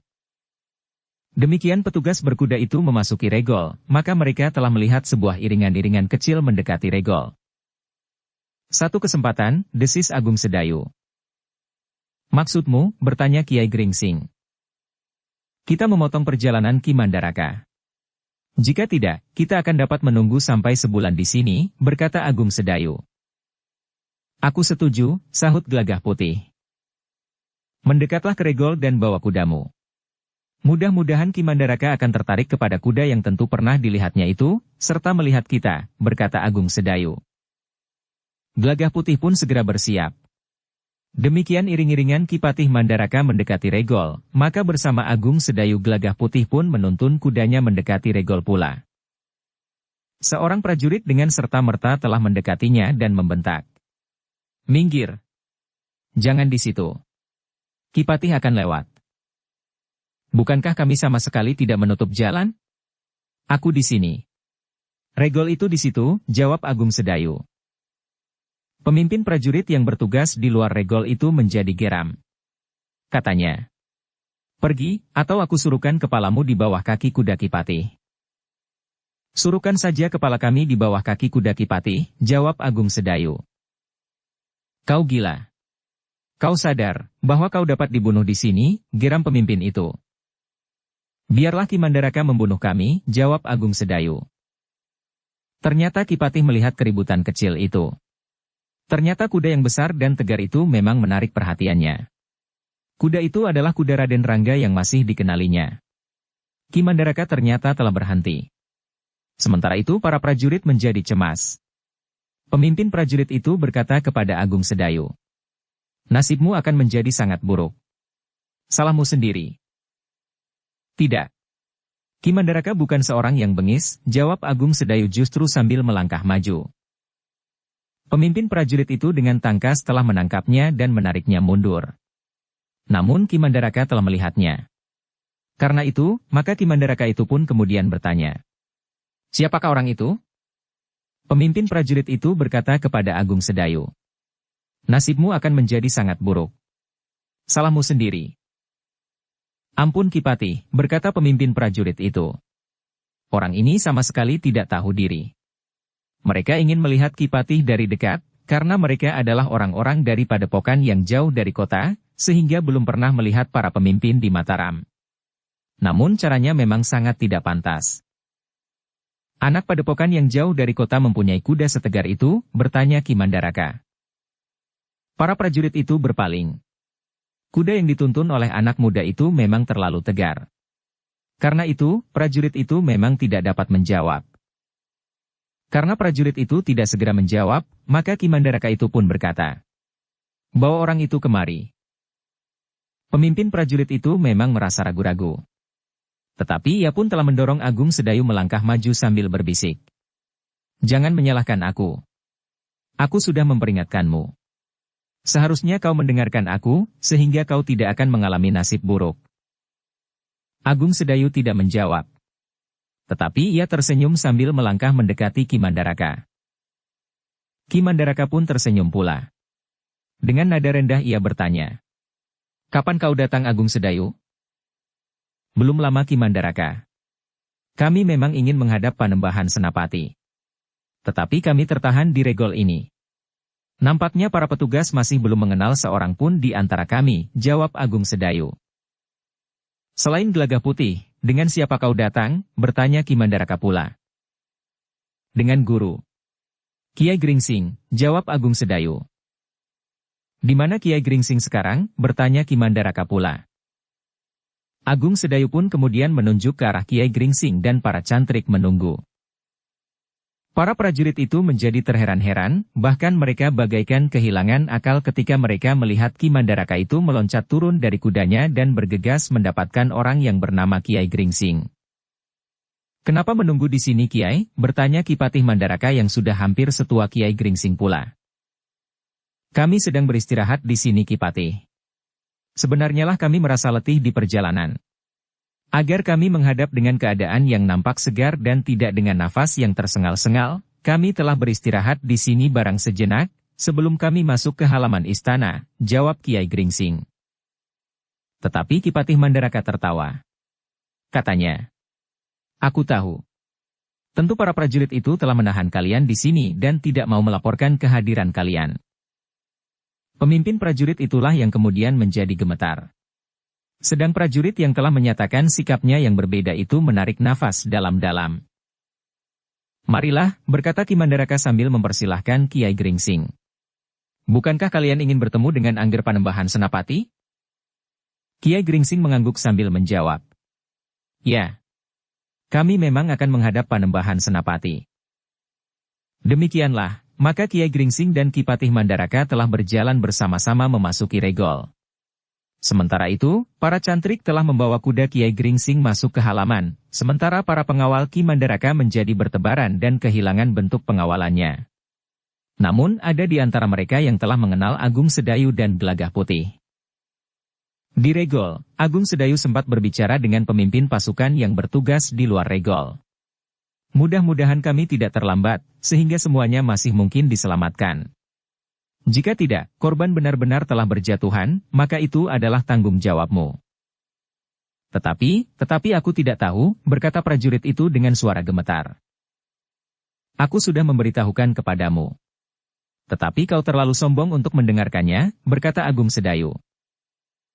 Tetapi, aku minta ampun, berkata prajurit itu ketakutan.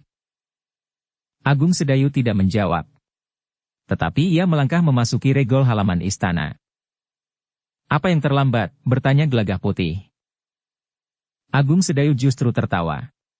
Gelagah Putih pun telah ikut tertawa pula. Ia sadar bahwa Agung Sedayu tentu sedang mengganggu prajurit yang bertugas itu. Kiai Gringsing, Agung Sedayu dan Gelagah Putih telah dibawa menghadap oleh Ki Mandaraka, tanpa mempergunakan tata cara yang biasa dipakai. Namun para perwira yang sudah mengenal Agung Sedayu, Gelagah Putih dan apalagi Kiai Gringsing, sama sekali tidak berkeberatan, karena Panembahan Senapati sendiri memperlakukan mereka di luar tata cara istana. Beberapa saat kemudian, Kiai Gringsing, Agung Sedayu dan Gelagah Putih memang telah menghadap Panembahan Senapati bersama dengan Ki Mandaraka. Setelah Panembahan Senapati menanyakan keselamatan tamu-tamunya serta keadaan padepokan yang ditinggalkan, maka Panembahan Senapati itu pun berkata, "Adalah kebetulan bahwa Paman Mandaraka ada di antara kita, sehingga hal-hal yang penting akan langsung diketahui oleh Paman Mandaraka." Tetapi Ki Patih Mandaraka sempat memotong.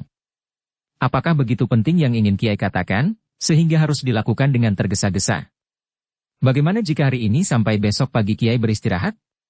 Besok pagi-pagi aku akan datang menghadap kembali untuk ikut mendengarkan pembicaraan Kiai dengan Angger Panembahan. Tetapi rasa-rasanya ada sesuatu yang mendesak, meskipun aku menganggap bahwa persoalannya tidak tergesa-gesa, bahkan mungkin tidak penting sama sekali, jawab Kiai Gringsing. Ki Mandaraka mengangguk-angguk. Katanya, segala sesuatunya terserah kepada Angger Panembahan. Biarlah Kiai Gringsing bercerita sekarang Paman, berkata Panembahan Senapati. Selanjutnya Kiai Gringsing bersama Agung Sedayu dan Gelagah Putih dapat beristirahat tanpa membawa beban lagi. Ki Mandaraka tersenyum. Sambil mengangguk-angguk ia berkata, "Biarlah. Biar malam nanti Kiai dapat tidur dengan nyenyak." Ternyata bahwa persoalan yang ingin disampaikan oleh Kiai Gringsing tertunda lagi ketika seorang pelayan dalam menyampaikan laporan bahwa perintah Panembahan Senapati untuk mempersiapkan makan telah selesai. "Untuk berapa orang?" bertanya Panembahan Senapati. "2 orang," jawab pelayan dalam. "Aku akan menjamu 4 orang tamu sekaligus," berkata Panembahan Senapati pula. "Persiapkan semuanya." Pelayan dalam itu bergeser dan meninggalkan ruangan itu untuk melakukan perintah baru dari Panembahan Senapati. Sementara itu, maka Panembahan Senapati telah mempersilahkan Kiai Gringsing untuk mengatakan persoalan yang dibawanya dari Madiun. Panembahan Senapati memperhatikan setiap kata yang diucapkan oleh Kiai Gringsing dengan seksama. Dari kata demi kata, maka Panembahan Senapati mengambil kesimpulan bahwa Madiun nampaknya sudah sulit untuk diajak berbicara lagi. "Itulah sebabnya, maka usahaku untuk dapat bertemu dengan Paman Panembahan selalu gagal," berkata Panembahan Senapati. "Yang paling menyinggung perasaan Panembahan Madiun adalah penempatan Pangeran Gagak Baing di Pajang," berkata Kiai Gringsing. "Panembahan Madiun menuntut agar yang berkuasa di Pajang ditunjuk oleh Madiun." "Itu tidak mungkin," jawab Panembahan Senapati. "Selebihnya, pusaka-pusaka Pajang berupa apapun harus dikembalikan ke Pajang, meskipun pada waktu itu Pangeran Benawa sudah menyatakan tidak berkeberatan atas dipindahkannya pusaka-pusaka itu ke Mataram," berkata Kiai Gringsing pula. Satu syarat pembicaraan yang tidak mungkin dapat aku penuhi seluruhnya, berkata Panembahan Senapati. Kiai Gringsing mengangguk-angguk. Ia memang sudah menduga bahwa Panembahan Senapati tidak akan dapat memenuhi syarat yang diberikan oleh Panembahan Madiun. Namun Panembahan Senapati itu masih berkata, jika Pamanda Panembahan Madiun berbicara, maka segala sesuatunya akan dapat kita bicarakan. Tetapi kalau Panembahan Madiun memberikan persyaratan itu untuk mulai dengan pembicaraan, maka aku tidak akan mungkin memenuhinya. Apakah Panembahan tidak berniat untuk mengirimkan utusan yang dapat mengambil keputusan tentang kemungkinan pembicaraan itu? Bertanya Kiai Gringsing. Panembahan Senapati termangu-mangu. Sementara itu Ki Mandaraka bertanya, bagaimana dengan para adipati di daerah timur? Untuk sementara nampaknya mereka bersatu, jawab Kiai Gringsing. Kenapa untuk sementara? Bertanya Ki Mandaraka pula. Ki Mandaraka tentu sudah dapat meraba arti pernyataan itu, jawab Kiai Gringsing. Ki Mandaraka memandang Panembahan Senapati yang termangu-mangu. Katanya, bagaimana pendapat Angger Panembahan? Bagi mereka, Mataram memang harus dilenyapkan.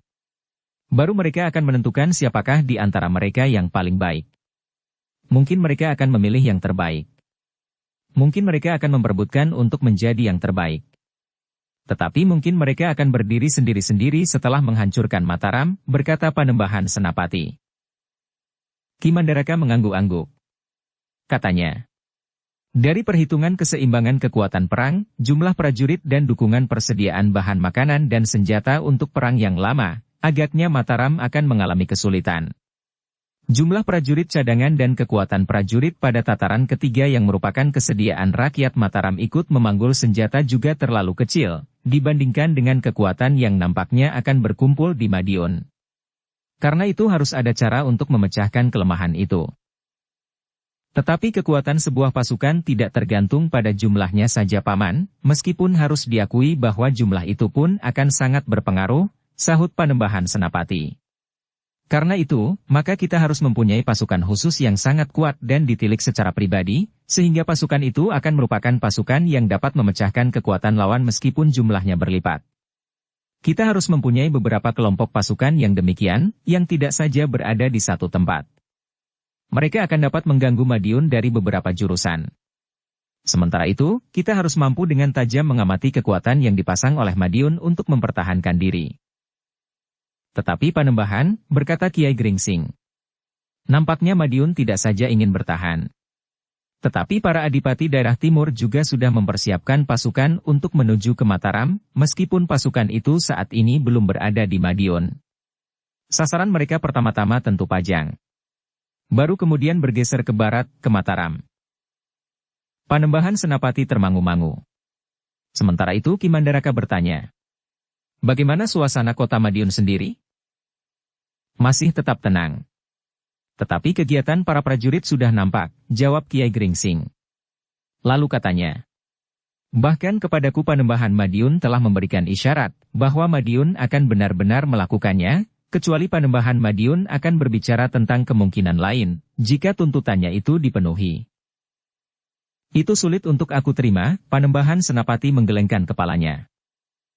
Kita harus membicarakan dengan beberapa orang pimpinan prajurit, berkata Ki Mandaraka. Namun hanya orang-orang yang benar-benar dapat dipercaya. Sementara itu, kita harus benar-benar mempersiapkan kekuatan yang sudah jelas ada. Panembahan Senapati mengangguk-angguk. Katanya, kita akan berhubungan dengan Pati, Pegunungan Sewu, Bagelen, dan sudah tentu Pajang. Panembahan, berkata Kiai Gringsing kemudian. Pada perkembangan terakhir, di samping para adipati, di Madiun juga ada seorang panembahan yang lain, yang tidak hamba ketahui atau mungkin belum ada di saat hamba berada di Madiun. Siapa? Bertanya Panembahan Senapati. Kiai Gringsing pun kemudian sempat bercerita tentang orang-orang yang datang ke Padepokan dengan menyebut diri mereka Garuda-Garuda dari Bukit Kapur. Kemudian orang-orang yang menemuinya di pinggir Kali Opak. Ki Mandaraka yang mendengarkan cerita Kiai Gringsing itu menarik nafas dalam-dalam. Katanya, jadi ada garis lain dari garis para adipati di daerah timur. Apakah hal itu perlu diimbangi dengan cara yang sama? Tidak perlu dengan mata-mata Paman, sahut Panembahan Senapati. Tetapi hal ini perlu mendapat perhatian secara khusus.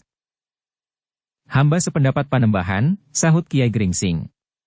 Tetapi hamba kira tidak banyak orang yang dapat kami ajak berbicara tentang hal itu. Panembahan Senapati mengangguk-angguk. Tiba-tiba saja ia pun telah bertanya kepada Agung Sedayu. Bagaimana pendapatmu? Menurut pendapat hamba Panembahan, langkah pengawasan terhadap Madiun harus diperketat. Petugas sandi harus selalu mengirimkan laporannya. Sehingga dengan demikian, kita tidak akan kehilangan jejak atas setiap langkah, berkata Agung Sedayu. Panembahan Senapati mengangguk-angguk. Dengan nada rendah ia berkata, aku sependapat. Namun sampai saat ini petugas sandi yang ada di Madiun belum dapat menembus dinding istana. Banyak perkembangan di dalam dinding istana yang belum dapat ditangkap. Namun nampaknya usaha itu mulai berhasil, meskipun belum memuaskan. Namun sejalan dengan itu, kita pun menyadari bahwa di sekitar kita pun tentu terdapat petugas-petugas sandi dari Madiun. Bukan saja di sini, tetapi tentu juga di Pajang dan di tempat-tempat lain yang berhubungan dengan Mataram. Maksud Panembahan di Pati, Tanah Perdikan Menoreh, Bagelen, Pegunungan Kidul, dan lain-lainnya, bertanya Kiai Gringsing. Ya, jawab Panembahan Senapati. Bukan saja sekedar mengamati keadaan, tetapi tentu juga usaha untuk mempengaruhi beberapa pihak. Tetapi kita pun akan melakukan perlawanan dengan cara yang sama. Tidak saja di lingkungan Mataram, tetapi juga di Madiun dan di kadipaten-kadipaten yang langsung atau tidak langsung telah terlibat. Satu kerja besar yang rumit, berkata Ki Mandaraka. Tentu ada di antara para petugas sandi itu yang menjadi ular berkepala dua. Kiai Gringsing mengangguk-angguk. Katanya, memilih orang memang pekerjaan yang paling rumit di antara pekerjaan memilih sasaran yang lain. Bahkan lebih rumit dari memilih sebuah pusaka atau wesi aji. Itulah Kiai, sahut Panembahan Senapati. Kita tidak dapat gegabah memilih orang. Tetapi Kiai Gringsing itu pun kemudian bertanya. Panembahan, selain tugas-tugas yang berhubungan dengan tugas keprajuritan, apakah ada usaha lain yang sebaiknya Panembahan lakukan? Aku masih berusaha terus untuk dapat berbicara langsung dengan Pamanda Panembahan di Madiun. Tetapi agaknya orang-orang di sekitarnya, yang barangkali termasuk Panembahan yang Kiai katakan itu, telah menutup kemungkinan-kemungkinan itu. Tetapi aku belum berputus asa, berkata Panembahan Senapati. Harapannya memang sangat kecil, berkata Ki Mandaraka. Tetapi aku pun telah memohon untuk dilakukan terus-menerus. Mudah-mudahan pada suatu saat dapat diketemukan satu jalan, meskipun keadaan tentu menjadi semakin parah. Tetapi di samping segala usaha itu, kita tidak boleh mengabaikan susunan kekuatan kita, yang menurut Pamanda Mandaraka, kekuatan kita belum sebanding dengan kekuatan yang akan dapat disusun di Madiun, berkata Panembahan Senapati. Namun Ki Patih Mandaraka itu menyahut. Aku sependapat dengan Panembahan. Harus ada kelompok-kelompok khusus yang mendapat bekal secara khusus pula. Kita tidak mempunyai waktu untuk membentuk dan melatih para prajurit secara khusus. Yang kita lakukan haruslah memungut kekuatan-kekuatan khusus itu dan menyusunnya dalam kelompok-kelompok tertentu. Bagaimana dengan pasukan khusus di Tanah Perdikan? Bertanya Agung Sedayu. Kau tahu keadaannya? Bertanya Panembahan Senapati. Maksud Panembahan, pimpinannya? Bertanya Agung Sedayu. Ya, jawab Panembahan Senapati. Bagaimana dengan pembentukan kekuatan terpadu di Tanah Perdikan yang pernah dirintis? Bertanya Agung Sedayu pula. Sebentar lagi harus terwujud, jawab Panembahan Senapati. Kecuali jika ada perkembangan baru. Agung Sedayu menarik nafas dalam-dalam. Jika susunan kekuatan yang menyatu di Tanah Perdikan dilaksanakan, maka Ki Gede akan terlibat langsung. Itu berarti bahwa tenaga Agung Sedayu akan diperlukan. Mungkin ada orang-orang yang berpendirian lain di antara para pemimpin yang baru dari pasukan khusus itu. Sementara itu Panembahan Senapati telah berkata selanjutnya. Untuk sementara aku tidak memperhitungkan pasukan khusus di Tanah Perdikan itu. Pada suatu saat pasukan itu akan ikut menentukan gejolak ini. Bagaimana dengan pasukan di Jati Anom? Bertanya Agung Sedayu pula. Aku memperhatikan bagian dari seluruh pasukan itu. Kelompok yang dipimpin oleh Sabung Sari, berkata Panembahan Senapati. Agung Sedayu mengangguk-angguk. Nampaknya kemampuan Sabung Sari dan pasukannya memang dapat dipergunakan untuk kepentingan khusus itu. Namun demikian, Kiai Gringsing masih memperingatkan kemungkinan lain dari kekerasan. Panembahan, berkata Kiai Gringsing. Hamba sudah mencoba menemui Panembahan Madiun dan kini menemui Panembahan Senapati di Mataram. Hamba sadar bahwa hamba tidak berhasil mempertemukan sikap kedua pemimpin itu, namun hamba mohon usaha itu tidak terhenti. Aku mengerti Kiai, jawab Panembahan Senapati. Lalu, jika kini aku berbicara tentang kekuatan pasukan, sebenarnya lah aku justru belum pernah berbicara terbuka dengan para Manggala dan Senapati di Mataram. Jika aku berbicara dengan mereka, maka sebagian kata-kataku akan merupakan perintah. Tetapi di sini, aku mendapat bahan-bahan pikiran yang lebih jernih dan terbuka, justru karena aku tidak berbicara dengan para Manggala dan Senapati. Apalagi aku tahu, di samping Pamanda Mandaraka, maka Kiai Gringsing adalah seorang yang memiliki wawasan yang jauh lebih baik dari semua Manggala dan Senapati yang ada di Mataram. Karena sebenarnya lah aku tahu, bahwa Kiai Gringsing memang memiliki pengetahuan tentang hal itu, yang sadar atau tidak sadar, sebagian besar telah dimiliki pula oleh Agung Sedayu. Itulah sebabnya aku berbicara dengan kalian dalam suasana yang lain daripada berbicara dalam paseban yang khusus sekalipun. Kiai Gringsing menarik nafas dalam-dalam. Sementara Ki Mandaraka yang tersenyum berkata, kalian adalah pemimpin-pemimpin pemerintahan yang terselubung. Pendapat kalian sangat berharga bagi Panembahan Senapati. Tetapi kalian tidak dapat ikut hadir dalam pembicaraan-pembicaraan resmi dengan para pemimpin pemerintahan. Karena itu, kalian selalu mendapat kesempatan untuk menghadap secara khusus. Kiai Gringsing mengangguk-angguk. Katanya, aku masih juga tampil di hadapan Panembahan Senapati. Tetapi apa yang dilakukan Ki Juru Martani pada saat Pajang mengalahkan Jipang? Bukan saja seorang penyusun rencana yang terselubung, tetapi Ki Juru benar-benar tidak nampak dalam permainan yang dilakukan oleh Ki Gede Pemanahan dan Ki Panjawi. Ki Mandaraka yang pernah bernama Ki Juru Martani itu tersenyum. Katanya, justru dalam pembicaraan seperti ini kadang-kadang menemukan pemecahan atas satu masalah yang pelik. Dalam pertemuan yang lebih resmi lagi, Panembahan Senapati tinggal menjatuhkan perintah. Karena itu, aku menghargai setiap pendapat, berkata Panembahan Senapati. Namun bagaimanapun juga, kita mampu menilik nilai pendapat seseorang. Kiai Gringsing mengangguk-angguk. Katanya kemudian, Panembahan, hamba telah berusaha sejauh dapat hamba lakukan. Tetapi sayang, nampaknya masih tetap ada jarak antara kedua pemimpin dari Madiun dan Mataram ini. Tuntutan Pamanda Panembahan Madiun terlalu berat bagiku. Pamanda Panembahan Madiun dengan demikian telah melanggar hakku sebagai seorang yang berkuasa atas Mataram sebagai kelanjutan pemerintah Pajang, sementara Pajang merupakan kelanjutan dari pemerintahan Demak, berkata Panembahan Senapati. Namun aku merasa sangat berterima kasih atas keterangan-keterangan yang dapat Kiai berikan kepada kami.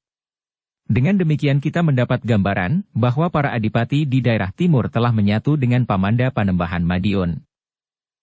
Satu keterangan yang sangat perlu, berkata Ki Mandaraka. Meskipun para petugas sandi kita sempat juga melaporkan kehadiran beberapa orang adipati daerah timur ke Madiun, tetapi mereka tidak dapat memberikan keterangan lebih jelas tentang hubungan mereka dengan Madiun. Kemudian segala sesuatunya terserah kepada Panembahan, berkata Kiai Gringsing. Namun barangkali yang perlu hamba ingatkan, bahwa Panembahan Madiun adalah Pangeran Timur, Pamanda Panembahan Senapati sendiri. Karena Pangeran Timur yang kemudian bergelar Panembahan Mas di Madiun itu adalah saudara Ibunda Ratu di Pajang, yang mengangkat Panembahan Senapati menjadi putra yang sangat dikasihi. Panembahan Senapati menarik nafas dalam-dalam. Tiba-tiba saja kepalanya tertunduk. Bahkan seakan-akan membayang kembali wajah ayahnya, Ki Gede Pemanahan yang pernah dengan nada sedih berkata kepadanya, Sutawijaya, kau telah melakukan 3 kesalahan sekaligus. Salah kepada rajamu, salah kepada gurumu dan salah kepada orang tuamu. Panembahan Senapati justru telah berangan-angan. Terbayang kembali saat-saat ia mulai menentang Pajang. Dengan keras ia menolak untuk menghadap Sultan Hadiwijaya, ayah angkatnya, yang mengasihinya seperti kepada anak kandungnya sendiri. Sultan Hadiwijaya yang telah memberikan ilmu kepadanya sebagaimana seorang guru yang baik. Namun Sultan Hadiwijaya adalah juga raja yang berkuasa di Pajang pada saat itu. Panembahan Senapati memang tidak pernah ingkar akan hal itu. Hubungan antara dirinya dengan Sultan Hadiwijaya di Pajang. Namun Sutawijaya memang bertekad untuk membangun Mataram. Ketika beberapa orang menghinanya, mentertawakannya meskipun tidak langsung di Paseban di saat ia berniat membangun Mataram, dengan mengatakan bahwa Mataram tidak lebih dari sebuah hutan yang lebat, yang hanya pantas dibuka menjadi padukuhan-padukuhan yang tidak berarti, maka ia berdiri sambil berkata lantang. Aku tidak akan menginjak Paseban di Pajang ini lagi sebelum Mataram menjadi sebuah negeri yang besar. Dan Panembahan Senapati telah melakukannya. Ia bukan saja menunggu sampai Mataram menjadi negeri yang besar, tetapi Pajang kemudian telah dihapuskannya, dan bahkan menjadi sebuah kadipaten justru di bawah kuasa Mataram. Namun bagaimanapun juga yang dikatakan oleh Kiai Gringsing itu telah menyentuh hatinya. Kiai Gringsing yang melihat sikap Panembahan Senapati itu menjadi termangu-mangu. Ia tidak tahu pasti tanggapan apakah yang bergejolak di dalam hati Panembahan Senapati. Tetapi Kiai Gringsing mengucapkan hal itu bukannya asal saja membuka mulutnya. Tetapi sebagai seorang tua yang berwawasan luas, kata-kata yang diucapkannya itu telah dipikirkannya masak-masak untuk diucapkannya. Karena itu, akibat apapun yang timbul di dalam hati Panembahan Senapati, namun Kiai Gringsing memang merasa wajib untuk menyatakannya. Namun yang kemudian diucapkan oleh Panembahan Senapati adalah, "Terima kasih Kiai. Aku akan selalu mengingatnya." Hubungan dalam tingkat apapun yang akan terjadi antara Mataram dan Madiun, namun aku akan selalu ingat, bahwa yang bergelar Panembahan Mas di Madiun adalah Pamanda Pangeran Timur. Namun kedudukanku bukan saja sebagai seorang kemanakan dari Pangeran Timur, tetapi aku juga Panembahan Senapati di Mataram. Bagaimanapun juga aku terikat pada kedudukanku. Pimpinan pemerintahan di Mataram, yang berhadapan dengan pimpinan pemerintahan di Madiun, yang seharusnya menghormati kuasa Mataram. Kiai Gringsing menarik nafas dalam-dalam. Ia sudah sampai pada ujung jalan yang ditempuhnya dalam usahanya mencari kemungkinan-kemungkinan yang lebih baik dalam kemelut yang terjadi di atas langit yang menaungi Mataram dan Madiun. Tetapi Kiai Gringsing pun rasa-rasanya memang ingin menganjurkan agar Mataram mempersiapkan diri sebaik-baiknya. Karena jika tidak, sementara Madiun benar-benar ingin mempergunakan kekerasan, maka keadaan yang tidak seimbang itu akan dapat menghancurkan Mataram sampai ke alas-alasnya. Rakyat Mataram akan mengalami penderitaan yang sangat parah. Namun jika pasukan yang datang itu dapat ditahan sebelum memasuki kota, maka keadaannya akan berbeda. Akan tetapi lebih baik jika pasukan itu dapat dihentikan sebelum memasuki Pajang. Beberapa saat mereka masih berbincang meskipun arah pembicaraan mereka sudah agak bergeser. Nampaknya Panembahan Senapati sudah menganggap cukup bahan-bahan yang akan dapat diuraikan dalam persoalannya dengan pamandanya Pangeran Timur yang bergelar Panembahan Mas di Madiun. Yang dibicarakan kemudian adalah justru Panembahan yang lain, yang menyebut dirinya Panembahan Cahyawarastra. Seorang yang dikenal sebelumnya dengan nama Keceruk Putih. Orang itu justru tidak berasal dari daerah timur, berkata Kiai Gringsing yang mencoba mengingat-ingat, meskipun dengan agak ragu-ragu. Aku juga pernah mendengar namanya, berkata Ki Mandaraka. Nampaknya kehadiran Keceruk Putih di Madiun sama sekali tidak ada hubungannya dengan daerah asal Keceruk Putih itu. Agaknya ia justru berasal dari daerah ini. Mungkin dari pesisir, atau barangkali dari kaki Gunung Merapi atau Merbabu. Tetapi agaknya sudah lama mengembara, sehingga agaknya ia berhasil menyusup di antara para adipati di daerah timur dan menanamkan pengaruhnya di sana. Bukan pengaruh, berkata Panembahan Senapati. Tetapi agaknya ia memiliki kemampuan membujuk, berbohong, atau katakanlah ia memiliki keahlian untuk menipu. Apakah Panembahan Madiun begitu mudah tertipu? Bertanya Kiai Gringsing. Mungkin bukan tertipu. Tetapi dalam keadaan seperti ini, Pamanda Panembahan Madiun memang memerlukannya. Setidak-tidaknya agar orang yang menyebut dirinya Panembahan Cahyawarastra itu tidak mengganggunya, jawab Panembahan Senapati. Ki Mandaraka mengangguk-angguk, Kiai Gringsing pun mengerti pula alasan itu. Namun apapun landasannya, tetapi Panembahan Cahyawarastra itu harus mendapat perhatian secara khusus, karena nampaknya ia berhasil menghimpun para pemimpin padepokan besar dan kecil, yang bukan tidak mungkin akan menjangkau padepokan-padepokan justru di daerah Mataram. Namun dalam pada itu, Panembahan Senapati itu pun berkata, "Kiai, apakah kehadiran orang yang menyebut dirinya Panembahan Cahyawarastra itu menurut Kiai akan ikut menentukan akhir daripada persoalan yang timbul antara Mataram dan Madiun?"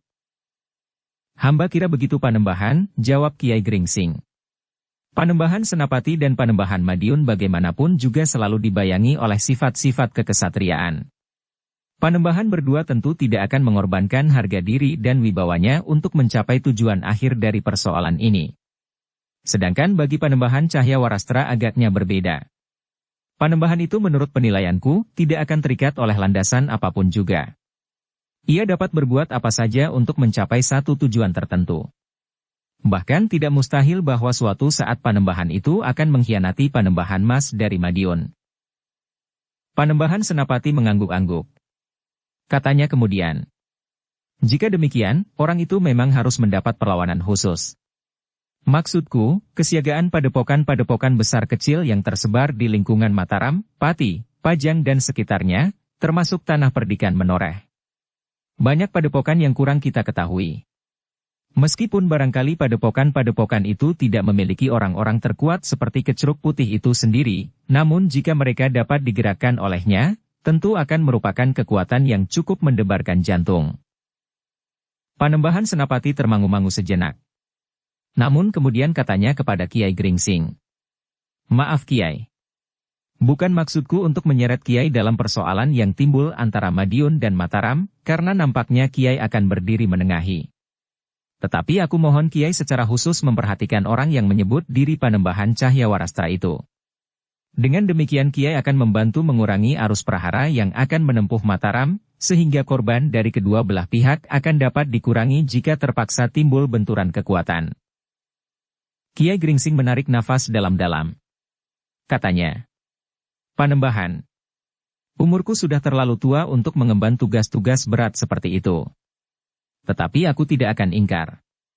Aku mempunyai 2 orang murid yang agaknya akan dapat membantuku. Meskipun Agung Sedayu akan ikut memikul tugas di tanah perdikan menoreh, tetapi agaknya ia akan dapat membagi waktunya. Tugas ini memang memerlukan waktu yang agak lama, karena kami harus mencari dan kemudian menghubungi padepokan-padepokan besar dan kecil yang ada di lingkungan Mataram, Pati dan Pajang serta sekitarnya." "Kiai jangan bekerja sendiri," berkata Panembahan Senapati. "Mungkin ada orang yang dapat Kiai percaya untuk membantu tugas ini, selain murid-murid Kiai sendiri." "Aku akan membantu tugas Kiai," berkata Ki Mandaraka. "Aku kira aku akan dapat lebih banyak berbuat dalam hal ini daripada tugas-tugas keprajuritan." Kiai Gringsing terkejut. Demikian pula agaknya Panembahan Senapati. Dengan nada rendah Kiai Gringsing bertanya. Ki Mandaraka adalah orang yang terdekat dengan Panembahan Senapati. Adalah tidak mungkin bagi Ki Mandaraka untuk melakukannya. Ki Mandaraka tentu tidak akan mungkin meninggalkan Panembahan Senapati dalam kesibukan seperti ini. Tetapi Ki Mandaraka tersenyum. Katanya, "Sudah tentu aku tidak akan dapat menangani sendiri seluruhnya, sebagaimana Kiai Gringsing yang tua. Tetapi sebagaimana Kiai Gringsing mempunyai murid dan kepercayaan, maka aku pun demikian. Aku akan dapat mempergunakan waktu-waktu luang untuk sedikit melihat keluar istana ini. Kemudian di saat-saat yang lain, biarlah orang lain melakukannya." Kiai Gringsing menarik nafas dalam-dalam. Sementara itu Panembahan Senapati berkata, "Pamanda Ki Mandaraka agaknya merasa sangat jenuh untuk berada di istana dengan pembicaraan-pembicaraan yang membuatnya pening. Persoalan-persoalan yang tidak disukainya harus dipecahkannya. Sementara hal-hal yang menjemukan telah berulang kali terjadi. Karena itu, aku tidak berkeberatan memberikan kesempatan Pamanda Mandaraka untuk melakukannya, sepanjang saat-saat aku memerlukannya Pamanda ada di istana." Ki Mandaraka tertawa. Katanya, "Ternyata Angger Panembahan Senapati dapat mengerti sepenuhnya keadaanku. Sebenarnya lah aku merindukan satu masa jauh ke belakang. Aku adalah seorang petani dan pengembara sekaligus." "Bukan," berkata Kiai Gringsing. "Ki Jurumartani bukan seorang petani. Tetapi Ki Jurumartani bertindak seperti seorang petani." Ki Mandaraka tertawa. Katanya, "Suatu kenyataan yang memang menarik. Tetapi aku tidak ingin mengulanginya. Yang aku lakukan sekarang merupakan tugas yang dibebankan kepadaku sekarang. Aku tidak boleh melakukan tugas-tugas yang dibebankan kepadaku sekarang dengan caraku yang dahulu.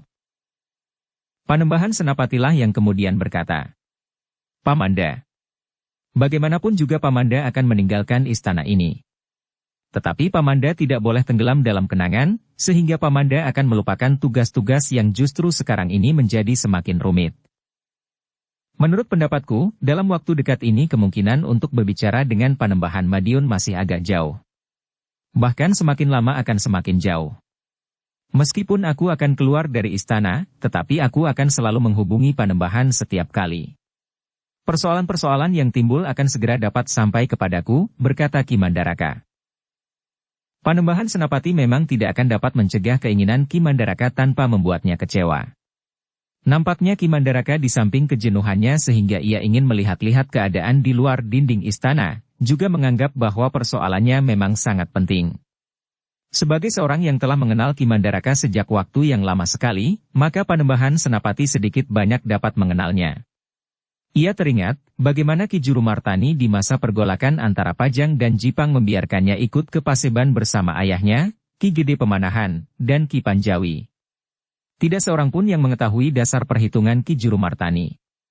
Namun waktu itu Panembahan Senapati yang juga disebut Sutawijaya berkeras untuk ikut ke Medan. Ternyata perhitungan Ki Jurumartani tepat. Justru karena Sutawijaya, anak Pemanahan yang diangkat anak oleh Sultan Hadiwijaya di Pajang, berkeras untuk ikut ke Medan, maka Sultan Pajang telah merelakan tombak terbesar pusaka Pajang, Kanjeng Kiai Pleret untuk dibawa ke Medan. Tanpa Sutawijaya, Sultan Hadiwijaya tidak akan memberikan tombak Kiai Pleret yang berhasil mengoyak lambung Arya Penangsang itu. Jika Pamanda Ki Mandaraka kali ini berkeras untuk turun menangani persoalan Panembahan Cahyawarastra, tentu ada perhitungan tersendiri, berkata Panembahan Senapati itu di dalam hatinya. Demikianlah, maka beberapa hal telah dapat disimpulkan. Bahkan di luar dugaan Kiai Gringsing, bahwa Ki Patih Mandaraka sendiri akan turun menangani satu persoalan yang memang cukup rumit. Sementara itu, Panembahan Senapati akan meningkatkan kesiagaan di luar keprajuritan. Sesuai dengan pendapat Ki Mandaraka, maka Panembahan Senapati akan menyiapkan utusan ke Pati, Pajang, Jipang, dan bahkan Demak dan Grobogan. Di samping kekuatan yang ada di sekitar Mataram sendiri yang meskipun bukan sebuah kadipaten, tetapi karena menurut perkembangannya merupakan landasan pertempuran yang besar, maka tempat-tempat itu memiliki kekuatan yang cukup memberikan dukungan, seperti Tanah Perdikan Menoreh dan Sangkal Putung. Beberapa kadipaten itu diminta untuk mempersiapkan pasukan yang setiap saat dapat digerakkan, di samping harus berhati-hati menghadapi cara yang dipergunakan oleh Panembahan Cahyawarastra. Bersambung ke bab 350. Dukung kami dengan subscribe, follow, like, komen dan share. Terima kasih.